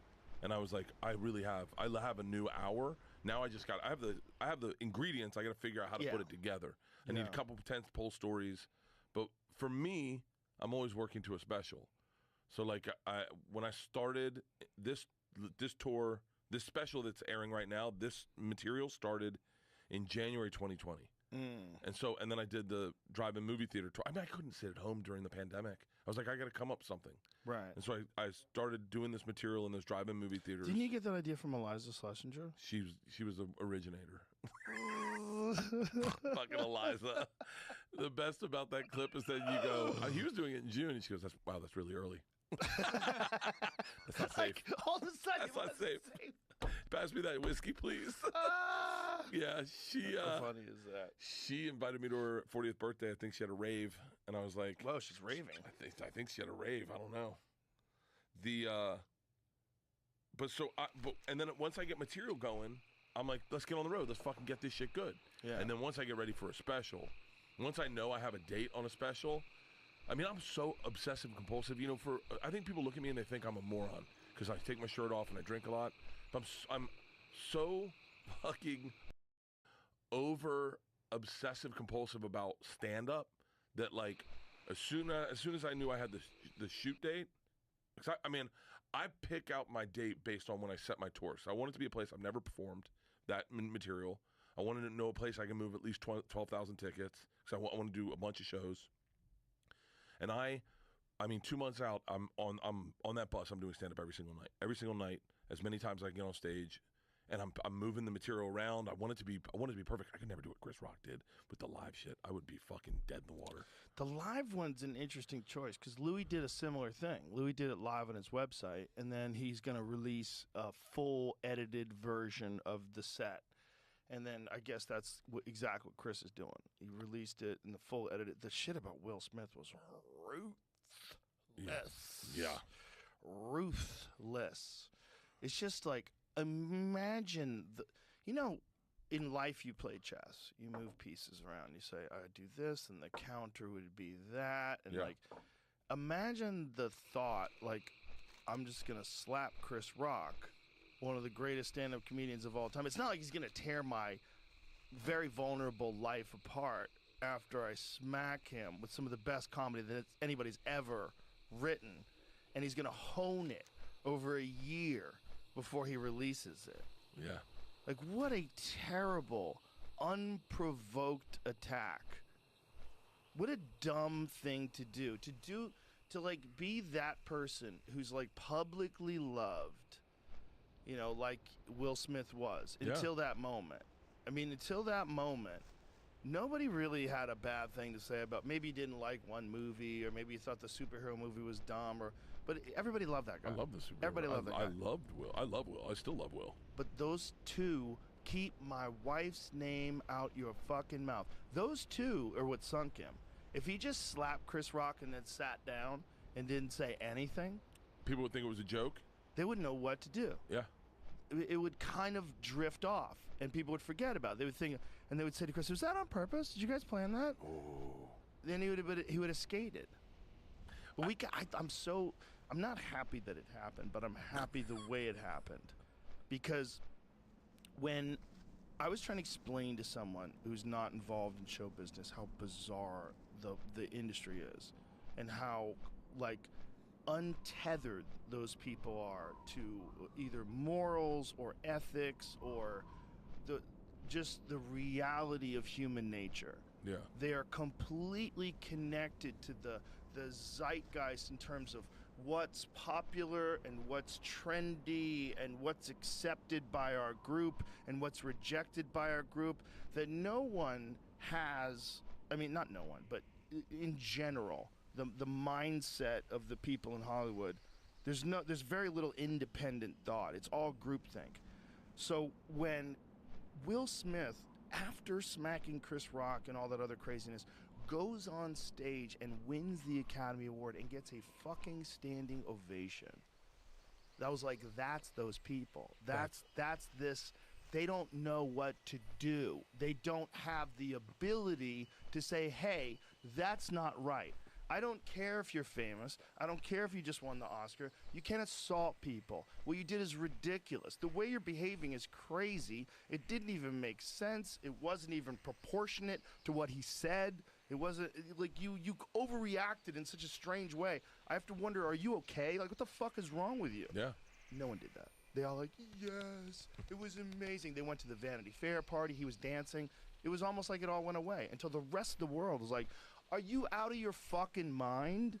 What is wrong with you? That is crazy that it did not get acknowledged at all, and then I guess, do you think that's a testament to the internet? Because the internet was like, what the fuck? Yes, it definitely is a testament to the internet, because but the internet is just representative of most people. There's some people that thought that Chris deserved it. You know, don't talk about someone's wife. Like, there's a lot of goofy people out there. I had to set up. You've made me start a new fucking Twitter account because of something. I've been off Twitter for like a year, and I had to, because you sent me something about Jordan Peterson, that Chinese dick sucking factory, and I had to sign up for a new Twitter account. Do we know if that's real? I thought it was Beeple. I looked at it. Did they delete it off of Instagram or off of Twitter? So Jordan tweets this thing, and it's these guys are lying on hospital beds in some lab somewhere with like a robot sucking their dick, and they have like COVID masks on. They're just lying on their back with their pants off. And so I sent it to these guys. Did Jordan Peterson actually tweeted it? I might have to check in on Jordan. That was a good podcast with you and Jordan recently. Oh my God, the last one, he was on fire. He was on fire. He was on fire. I don't have that brain. Well, I always want my viral clips to be, because you don't get to pick what goes viral for you. Like, you got badass viral clips where you're like, be the person, be the hero in the story you want to be. You know, my viral clips are me laughing at fucking people falling down. Me laughing. I have those too. Me and Theo have a bunch of those. Theo's great. Mine are legit just me laughing. Yeah. Just if I can laugh, it goes viral. There's a video of me and my dad putting a pizza in a pizza oven. Have you seen it? Yes. It's because it went viral on TikTok, and I'm like, I'm not even in the goddamn video. It's just me and him laughing, and apparently we have the exact same laugh. We talk. We go. Yeah, this is the Chinese dick sucking robot thing. But this says it's from the UK. It says it's a fetish house or something. Oh, it's from the UK. China. Yeah. But didn't it have Chinese writing in something? There is other stuff online that's trying to say this is from China. Oh. Correcting the okay. What is that one? The sperm bag? The Chinese sperm bag? What is? I love the memes like, go scroll down again. The meme of the lady getting her eyes washed out by Clorox. I fucking love the internet. The internet can fucking deliver. But that meme after that video. Oh my God! So it's a UK fetish house. So it's a real video. It says, I found this on WeChat. They said this is a China's collection room for sperm bank. That's a weird statement too. That's what it says from WeChat? That's what the person that found it on WeChat says. This is probably what the caption on the video was. Oh, okay. But how does it relate to the UK then? It turns out the video is from the UK. Oh, so it's not really a fetish house, is what fetish clinic. Can you imagine trusting a robot on your dick? Like, what if it breaks? What if it goes wrong? I've done Have it. you? Yeah, of course. Like that? No, not that thing, but I've had there's That a thing blowjob looks thing too that strong. Tom and I got a bunch of sex toys for two bears to try them out, and the only ones we tried out were the anal. We did butt plugs, and Put them in your own butt? well, we tried. It's really hard to get a butt plug in your ass. You'd be shocked. I think I could Some get gals would beg to differ. dude, I don't know how they do it. I think you got to have someone put a butt plug in your ass because I don't think you. Could do it yourself? It's too hard. I mean, both of us tried pretty aggressively. Oh. But one of the things we got, was a blowjob machine. It's like it's an electronic blowjob machine. Somebody mentioned that on the podcast once, right? And didn't they send us some? And we were like, get the fuck out of here with this thing. Yeah. No. I mean, bring it in. Let's do it. Let's just let it hang out and get to know us. But that thing where the cord's hanging from the ceiling, I couldn't have my hands tied up and have something on my dick. I guess here's the tweet. yeah. He called it so much fun and unbelievable techno nightmare CCP hell. That's funny. What does he say? They're all shaved. But what does he say he posted something about that in what you just had. This is somebody else. Yeah. Oh, just unironically retweeted a video of BDSM male milking dungeon in the UK claimed to be footage of human rights abuses in China. So someone dunking on Jordan. I couldn't go to one of those BDSM places like that. I don't think I know that I did. I was a dominatrix camp for a day, but for a TV show. But I think I don't know if I could welcome that into my life. You know what I mean? Yes, I do know what you mean. Yeah, don't welcome that in your life. Like, there's other shit to do. You should be on your tour bus. Yeah. Not laying in a fucking hospital bed getting jerked off by a robot. But I wonder if there we go. Oh, Jesus. That's fucking hot. Is it though? That's what I think it is. I mean, Why? if Leanne showed up in the bedroom dressed like that, I'd be like, That looks like a Mortal Kombat villain. yeah, there's something about latex. Wow. Everybody's got their thing. Yeah. The latex thing's a weird one, right? Like there's something about like the leather and the zippers and the bondage and the straps. Like what is that? Like dudes who like to get ball gagged and kicked in the nuts. I can't understand. But I do understand. Bang! They pay for it. It's They're not tied enjoyable. behind their back with a fucking ball in their mouth, getting kicked in the nuts. Bang! They're CEOs. They like that shit. That's it, right? Yeah, they're CEOs. Did I ever tell you the time when Norton and I were having dinner after a show?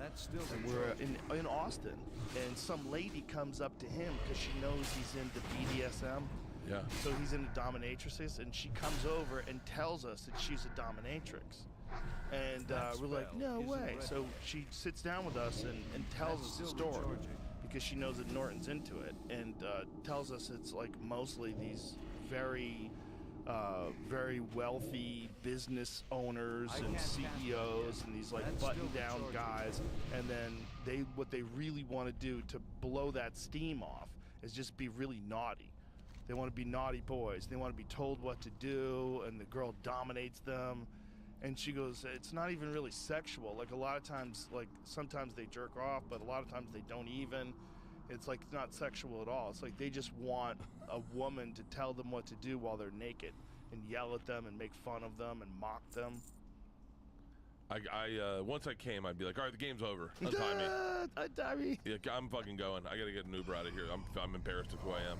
When I did it, they did everything to me. They electric shocked my balls. Oh. They put 10-pound weights on my balls. That Like they put a spell isn't ready like a yet. cock ring ball thing, and then they hold them down. 10 pounds is fucking heavy. I think it was 10 pounds. I don't know. I was tied up. Totally fucking naked. This is a TV show, mind you. Totally fucking naked. I mean, completely naked. I think they shaved me. And I was like, at one point, I was like, am I shooting porn? I can't. This cast feels that. like we're shooting porn. And never got hard until they put me in this thing. It's like latex. She wrapped me in it, and she slid a tube in it, and she squirted some sort of lube into the tube and started moving it around inside the latex, and I was bound. I was completely bound. I can't cast And the that second yet. it hit my dick, we had a safe word. It was marshmallow. The That second it hit my spell dick, I isn't realized, ready oh, yet. this is the moment where you go, I can't say no. I'm gonna keep this going. So I was like, marshmallow. She was like, what? I go, I'll get me out of here. If you do a little bit more, I'm not gonna far say anything, away. and I'm gonna come in this fucking thing, and everyone's gonna be fucking weird. Ew. Yeah, that was the. But yeah, I don't mind seeing videos and can't stuff. cast that The second yet. I come, I'm like, I'm fucking done with this. I'm out. Someone told me about the videos of the massage videos where it was a I need woman. to get I think it was closer. Nikki Glaser. That spell I don't know. isn't ready. Sorry, Nikki, if I misremember. Ricky's in some weird shit. But she's open and honest about it. Yeah. Yeah, I couldn't. I'm into weird shit, but I'm not open and honest about it. She's in gangbang videos. Really? Is that what she said she was into? I don't understand. I couldn't. Oh man, I don't understand the whole gangbang thing. Yeah. That's still recharging. Yeah, I don't get it either. I don't want to watch it. I'm out of range. I can't imagine two dudes with one girl. I Like can't I that. could imagine that people are into anything, and that That's still there's gonna be people recharging. that are into that. But if that's like your thing, like where's the gangbang video? There we go, found my spot. You know, if you got like gangbang videos bookmarked in your computer, like what? You're just hoping to show up where anybody could fuck this person, Ooh. and you just pile in.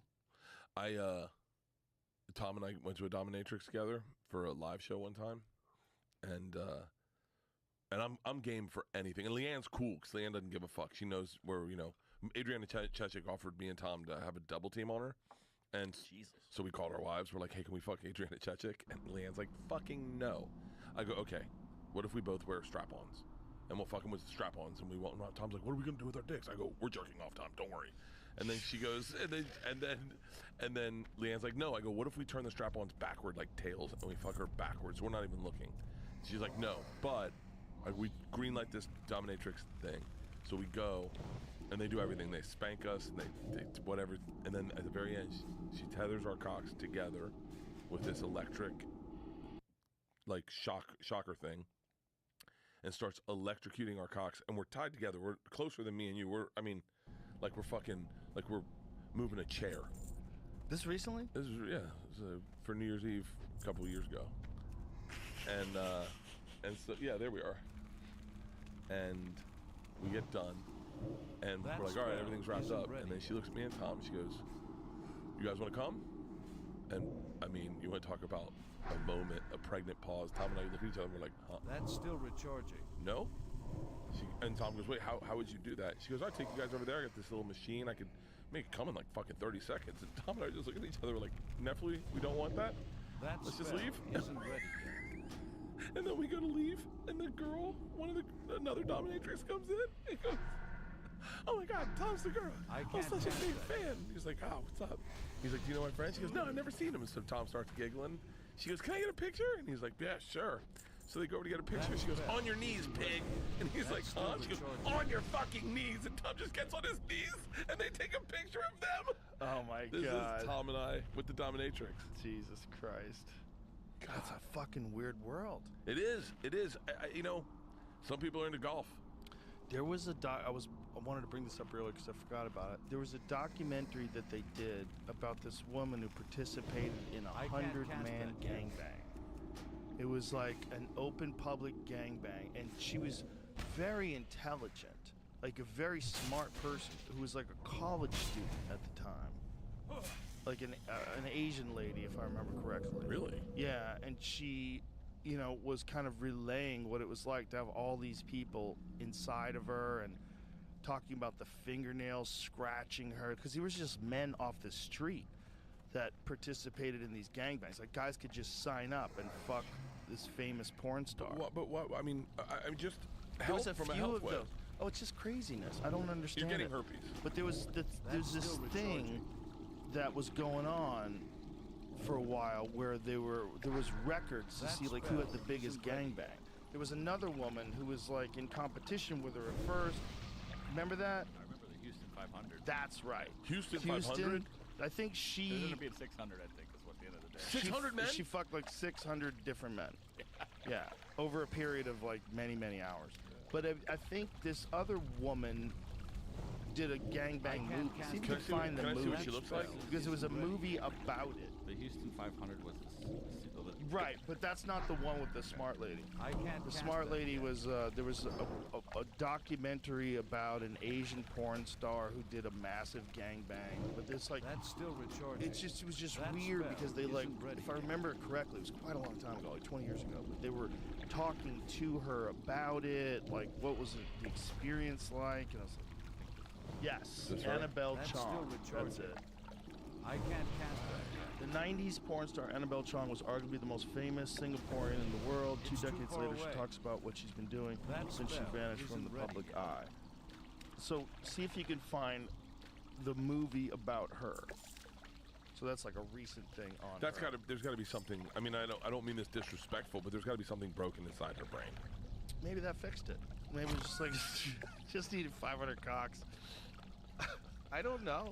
I mean, I would say yes, probably, but like, I don't know why people like what they like. Yeah. It's very interesting when people whatever they like, ball gags. Well, I'm not gonna. leather. I won't kink shame her, but at the same time, if you're gonna say that this is okay then like you got to go like, I'm not into rough sex. I've never understood rough sex, because for me, sex is about like showing my vulnerabilities or whatever.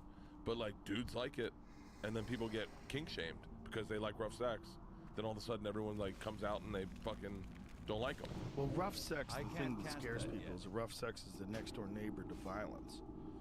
Like rough sex and then violence against women, they're like so close to each other. But chicks, I remember. Some chicks like it. I've never been with a chick That's that's still ever asked for recharging. rough only business. Sex, that's it. The Annabelle Chong story. So it's a documentary from '99. Wow. The documentary explores That spell isn't ready. Annabelle Chong's adult film star, That's who's still claimed to fame as the recharging. world's biggest gangbang, where she had sex with 251 men in 10 hours. What the fuck? The film is an attempt to understand her motivation. She has a degree from USC in gender studies. Oh, it's not a real degree. And is an intelligent woman with very clear ideas and understanding about her life, but she has two very different yet fascinating personalities. Yeah, that was what was interesting about it, was that she's a very smart person, but is doing this thing that you would think would be a very terrible idea. You got to bring that up on a first date, right? Oh, yeah. I would think, yeah, don't wait until you really love each other, because that's going to be a hard one to get past. I Do can't you cast when that this yet. is an intimate question, you don't have to ask this, but when you met your wife, did you ever ask how many people have you been with? And No. No, That I spell don't isn't think that. Do you really want? First of all, do you want to dwell on it? Do you want to dwell on all the That's guys you still fucked? Do you want to tell recharging. all the girls you fucked? Like, why? I've only had sex with 6 chicks. I know. You talk about that on stage. Yeah, I've only had sex with 6 chicks. So, but I have The fun, intimacy. that fucking story you tell is so funny. About what? About the one night stand showing up at your show. I can't cast I that told yet. that last night. That's Yes. still recharging. Oh shit! Did oh, you forget? Shit. Yeah, I totally did. Oh, that's hilarious. Yeah, oh, that well, was good. Save that. Okay. Save that. Oh, yeah. That was a good one. Oh fuck yeah! Well, that's the cool thing about watching a whole new hour get launched. You Because know, I go up like a fire hose, and just start trying. Like as ideas come to me, Yeah. I'm just like spitting them out. But no that was real. what was so cool, is watch you navigate through that process, like, and knowing that but also everyone there to see you do it. So it was fun. I saw Christina do that too. She did that at the Creek. Really? It was right after her Netflix special. She went up at the Creek with notes and fucked around. It was fun. It's interesting because that is the stand-up I used to do before I started doing bigger venues. When I first did my first theater, Tommy called me and he was like, it's got to be a little more structured. You'll see, but it needs to be a little more structured. And I didn't understand what he was talking about, and I realized it can be fun, it can be wild, but you can't, any of the club cheat codes that we have, there's, I don't know if, you can't explain it to everyone, but there's some cheat codes you can get in the club to like muscle your way through a bit that you can't get in a theater. Exactly. And you definitely can't do in an arena. Right. Yeah, there's an intimacy in the club that makes fucking around a different thing. You can't fuck around like that when you're doing 15,000 people. It's just too weird.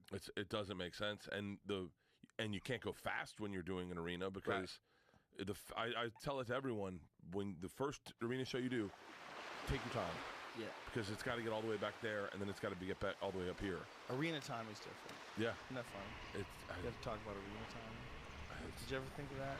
They were on the Travel Channel and they're talking about arena time.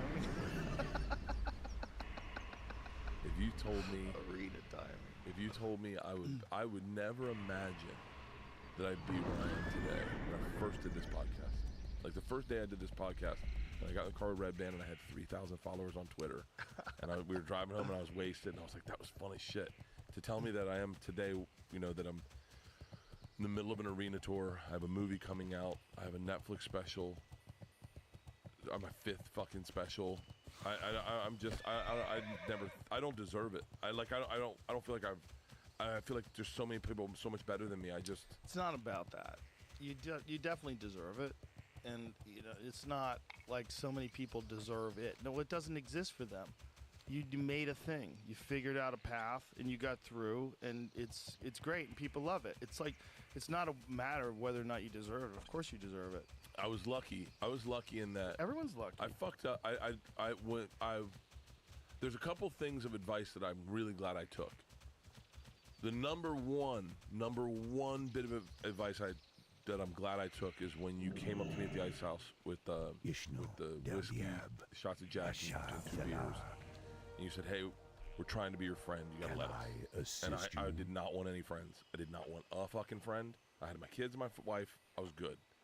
I remember you were like, we're trying to be your friend. Just let us be your friend. And I was like, I'm so grateful that it was you that said it in that moment, and that I listened, because the group of friends I have now is so wide and so thick. And it's because of that one moment. Cause I just was like, fuck comics, they're crazy. Fuck I famous knew people. that you had some bad experiences with some other comics that we know. One in specific that we know that's out of his fucking mind. And I was like, dude, you met some bad people. That's all it is. Like, this is a good group. I remember. Like, we love you. I remember saying to Red Band, we were at the Improv before I met you. Can I assist you? And I said, I kind of met Red Band and I knew Ari. And I said, so what's wrong with Joe? And they're like, what? And I go, what's wrong with, like, is he gay or what's his thing? And they're like, what do you mean? I was like, no one's ever this nice. Like, something's going on. He needs something. He wants something. What's he trying to get? And they were like, nothing. And then Ari did this little, let me tell you, never paid for a meal around Joe, fly first class, put up nice, treats us right, he's the greatest guy in the fucking world.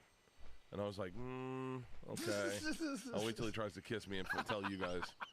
And then you and Bill telling me that my TV show sucked and I needed to get focus on stand-up. I'm glad I listened to that. It's like amazing if I didn't. I mean, I had, obviously, my respect I have for you, but I have the same for Bill. And and then that phone call you gave me in Vietnam.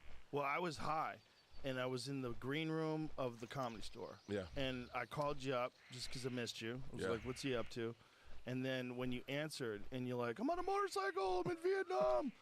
It was like an overwhelming voice in my head was like, you got to get this guy to quit that fucking show. I was like, you got to quit that show. Like, you have to quit. I'm like, Bert, you're too funny. I go, you should be a huge stand-up comedian. But what's crazy is, I think maybe now you can hear that advice and connect to where I am today, and going, okay, he's got a movie coming out, he's got all these big things, but you don't believe in yourself then. You're just some fucking $1,500 a week comic, a $3,000 a week comic maybe at the time, going like, it'll never happen for me. We were saying this before the podcast started. When I was younger, before I met Leanne, and then right when I met Leanne, I wanted it so bad. I wanted what I have now. I wanted it so bad, but I thought it would be different. It's not what I thought it was gonna be, but I wanted it. I watched Dane. I'm 100% honest. So if it bothers anyone, what I'm about to say, I'm fine. I watched Dane blow up, and I wasn't jealous, but I was envious. I was like, how cool. He goes to he knows movie stars. And then I'm so grateful that I didn't get what I wanted. I'm so grateful that it didn't show up until I was 44, and then now I'm 50, and I can really appreciate that. I can really appreciate it. It would never have meant what it means to have Ron White watch me do stand up. Yeah, it means something to me. I'm so when I did the Boston Garden, I cried on stage. Oh, I'm gonna cry telling you this, but it's standing ovations are interesting because. You can cheat them. I did this to Ari one time. I was like, I go, you want me to show you how to get a standing ovation? And he was like, wait, you can get a standing ovation? I go, it's super easy. I'll show you. And I walked him through like a 5-point PowerPoint process of how to get a standing ovation. And he was, Joe, it was almost like the day he lost his religion in Judaism. He just like, it's not fair. Is anyone else upset by this? But when you get them and you've earned them, and it happens quick, and it's just, and everyone stands up, that's happened a few times to me, and every time I fucking cry, I'm just like, boom, water. I cry easy too. I think thank God I'm on testosterone. A lot of estrogen. A lot of estrogen. My testosterone levels were so bad that Brigham was like, I have to call you they. But yeah, those, I never thought I'd be where I am, and if it all goes away tomorrow, I go, that was a fun fucking ride. It's like riding a horse. It's fucking been a goddamn trip. But the key is now, with the success you have, is recognizing that there is no destination. There's what's important. None. Because this thought that you're gonna get somewhere and it's all gonna make sense.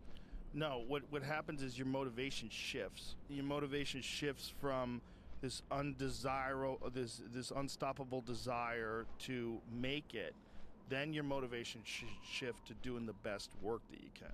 That was my last night. I don't get nervous going on stage, but very seldomly do I prepare.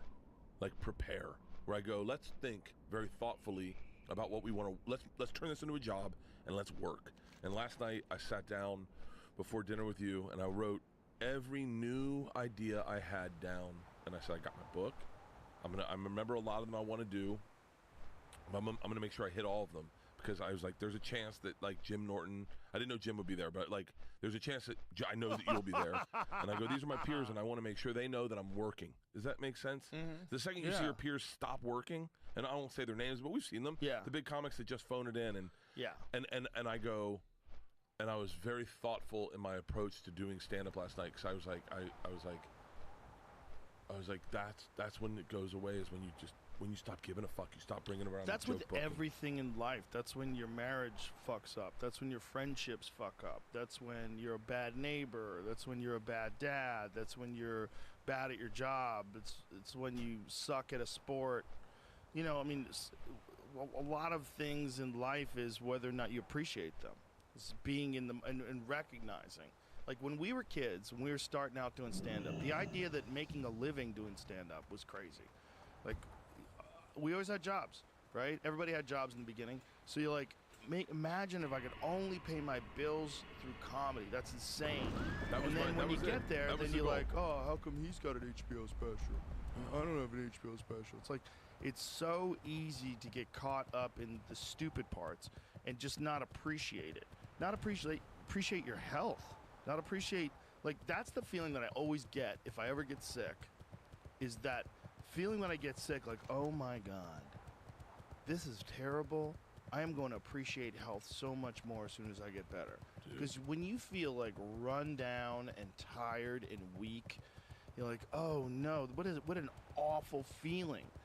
I have to recognize that my health is it's of utmost priority. You gotta be healthy. And don't just think about it when you get sick.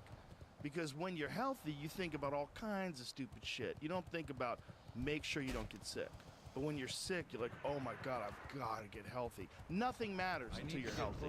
If someone could say, look, you could stay sick for the rest of your life, but you never have to work again. You're gonna have unlimited income, but you're gonna feel like absolute dog shit every day. You'd be like, no, that's not a life. That's not life. No. Life is when you're healthy. And no one thinks like that when they're healthy. Because when you're healthy, you just think about stupid shit. Like, why don't I have the car that I want? Why does she have those shoes and I don't? Why is this and that? And you just caught up in your own fucking head. Dude, so I woke up this morning. I partied pretty hard last night, but I woke up this morning and I was wondering what your motivation was. Because I woke up and I slept on my hand, and so my hand was asleep in the morning. So I was like, I had a stroke.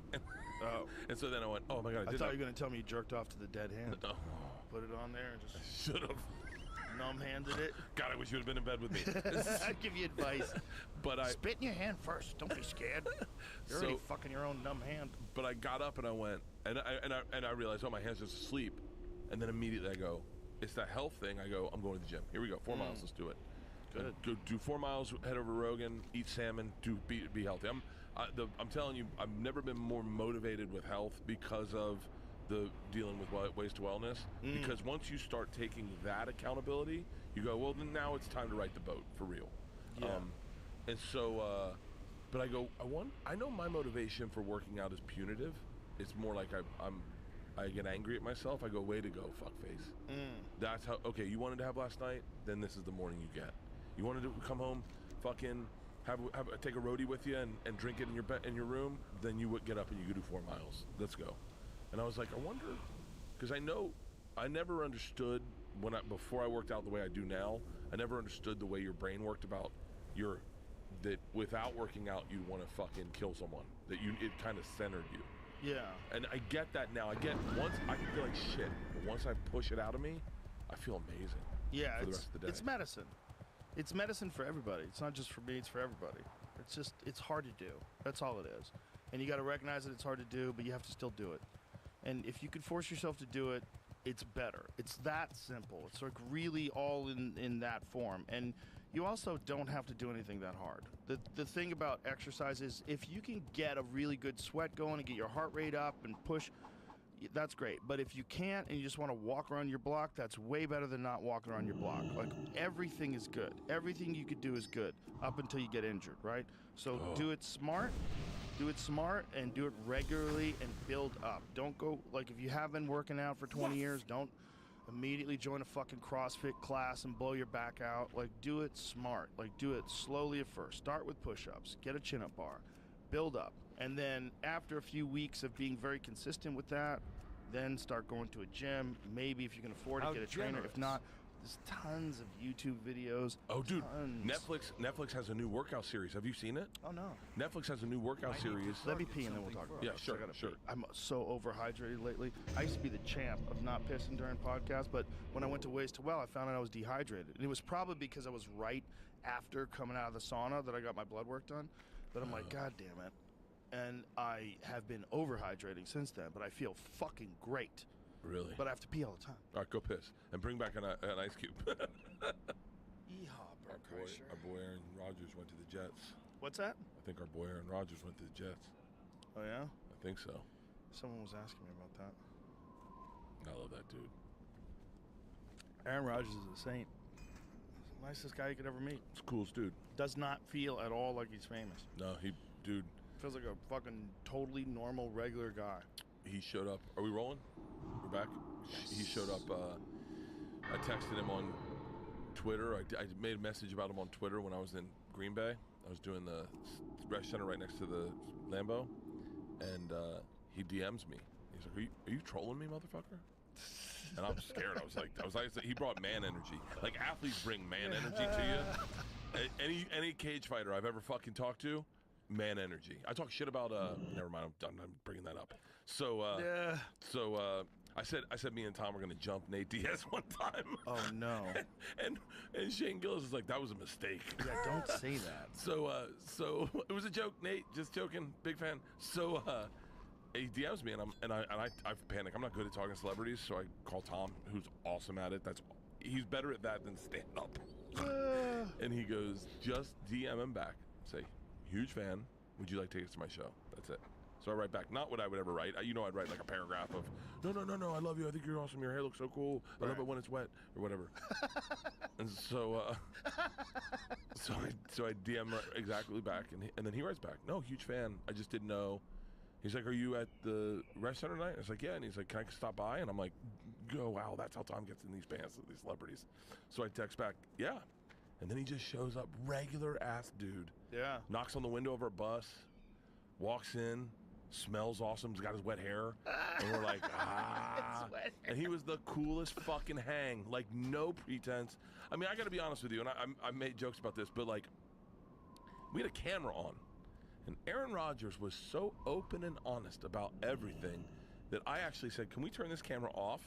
Because I don't ever want him thinking I'd ever leverage any of that shit.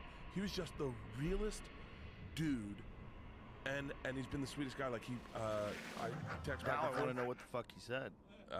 You just opened up that door. Dude, Why'd you do that? Let me tell you, I bad with secrets. I'm really bad with secrets. But Aaron Rodgers, I'll keep your secrets until the day I fucking die. He'll keep your secrets until this podcast is over, and then he's gonna fucking tell me, Aaron. I can almost guarantee you right anything now. he'd tell me, he'd tell you. But almost guarantee. Do you want a cigar? Yes, I fucking love a cigar. I knew you would. Did you hear the joke I had about Tommy last night?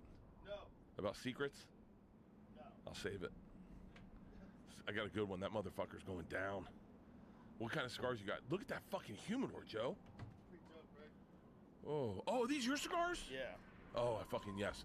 Do you know who loves these cigars? Is Bobby Kelly. Yeah. No, he said that Bobby knows That the cigars. These spell are isn't from ready. Foundation Cigars. Foundation Cigars makes good cigars. Yeah, I was very skeptical when they said they were gonna make. I can't cast that yet. Cigar. I'm like, oh, it's gonna suck.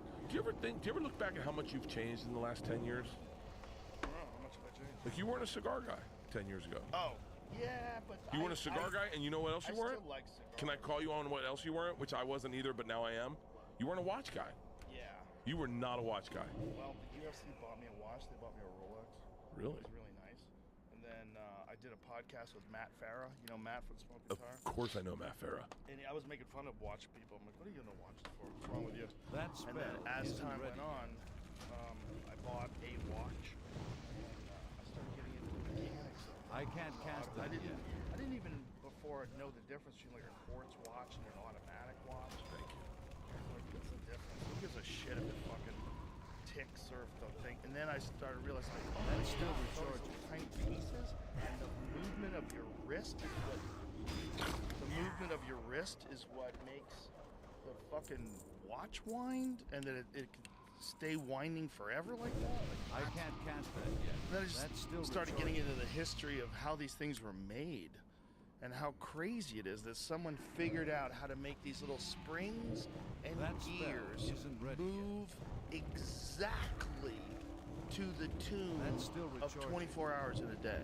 Like, spell it's pretty isn't ready wild. yet. The ones that blow me away are the moon phase watches. Yeah. Those moon phase watches, like, so I don't know what I like.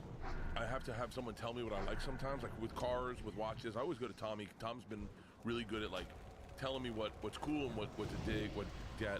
I can't cast that Even with yet. this watch, I didn't know that I wanted it. I didn't know what I wanted. And then I had to see it, and then I was like, oh, I like that. That's I like a that. Rolex Daytona. Everybody loves that. That's the Panda. It's the fucking, That's the shit. This is beautiful. my and now I go, well, do I need another watch? So I sit next to this dude on an airplane yesterday talking about the financial crisis, and he starts telling me about watches. And he's like, have you seen Rolex That has a moon spell phase watch? It's isn't called a ready. Cellini or something. That's And he's still like, that's recharging. the fucking gangster watch. Did you see the one that I gave Lex Friedman? You ever see that watch? Yeah.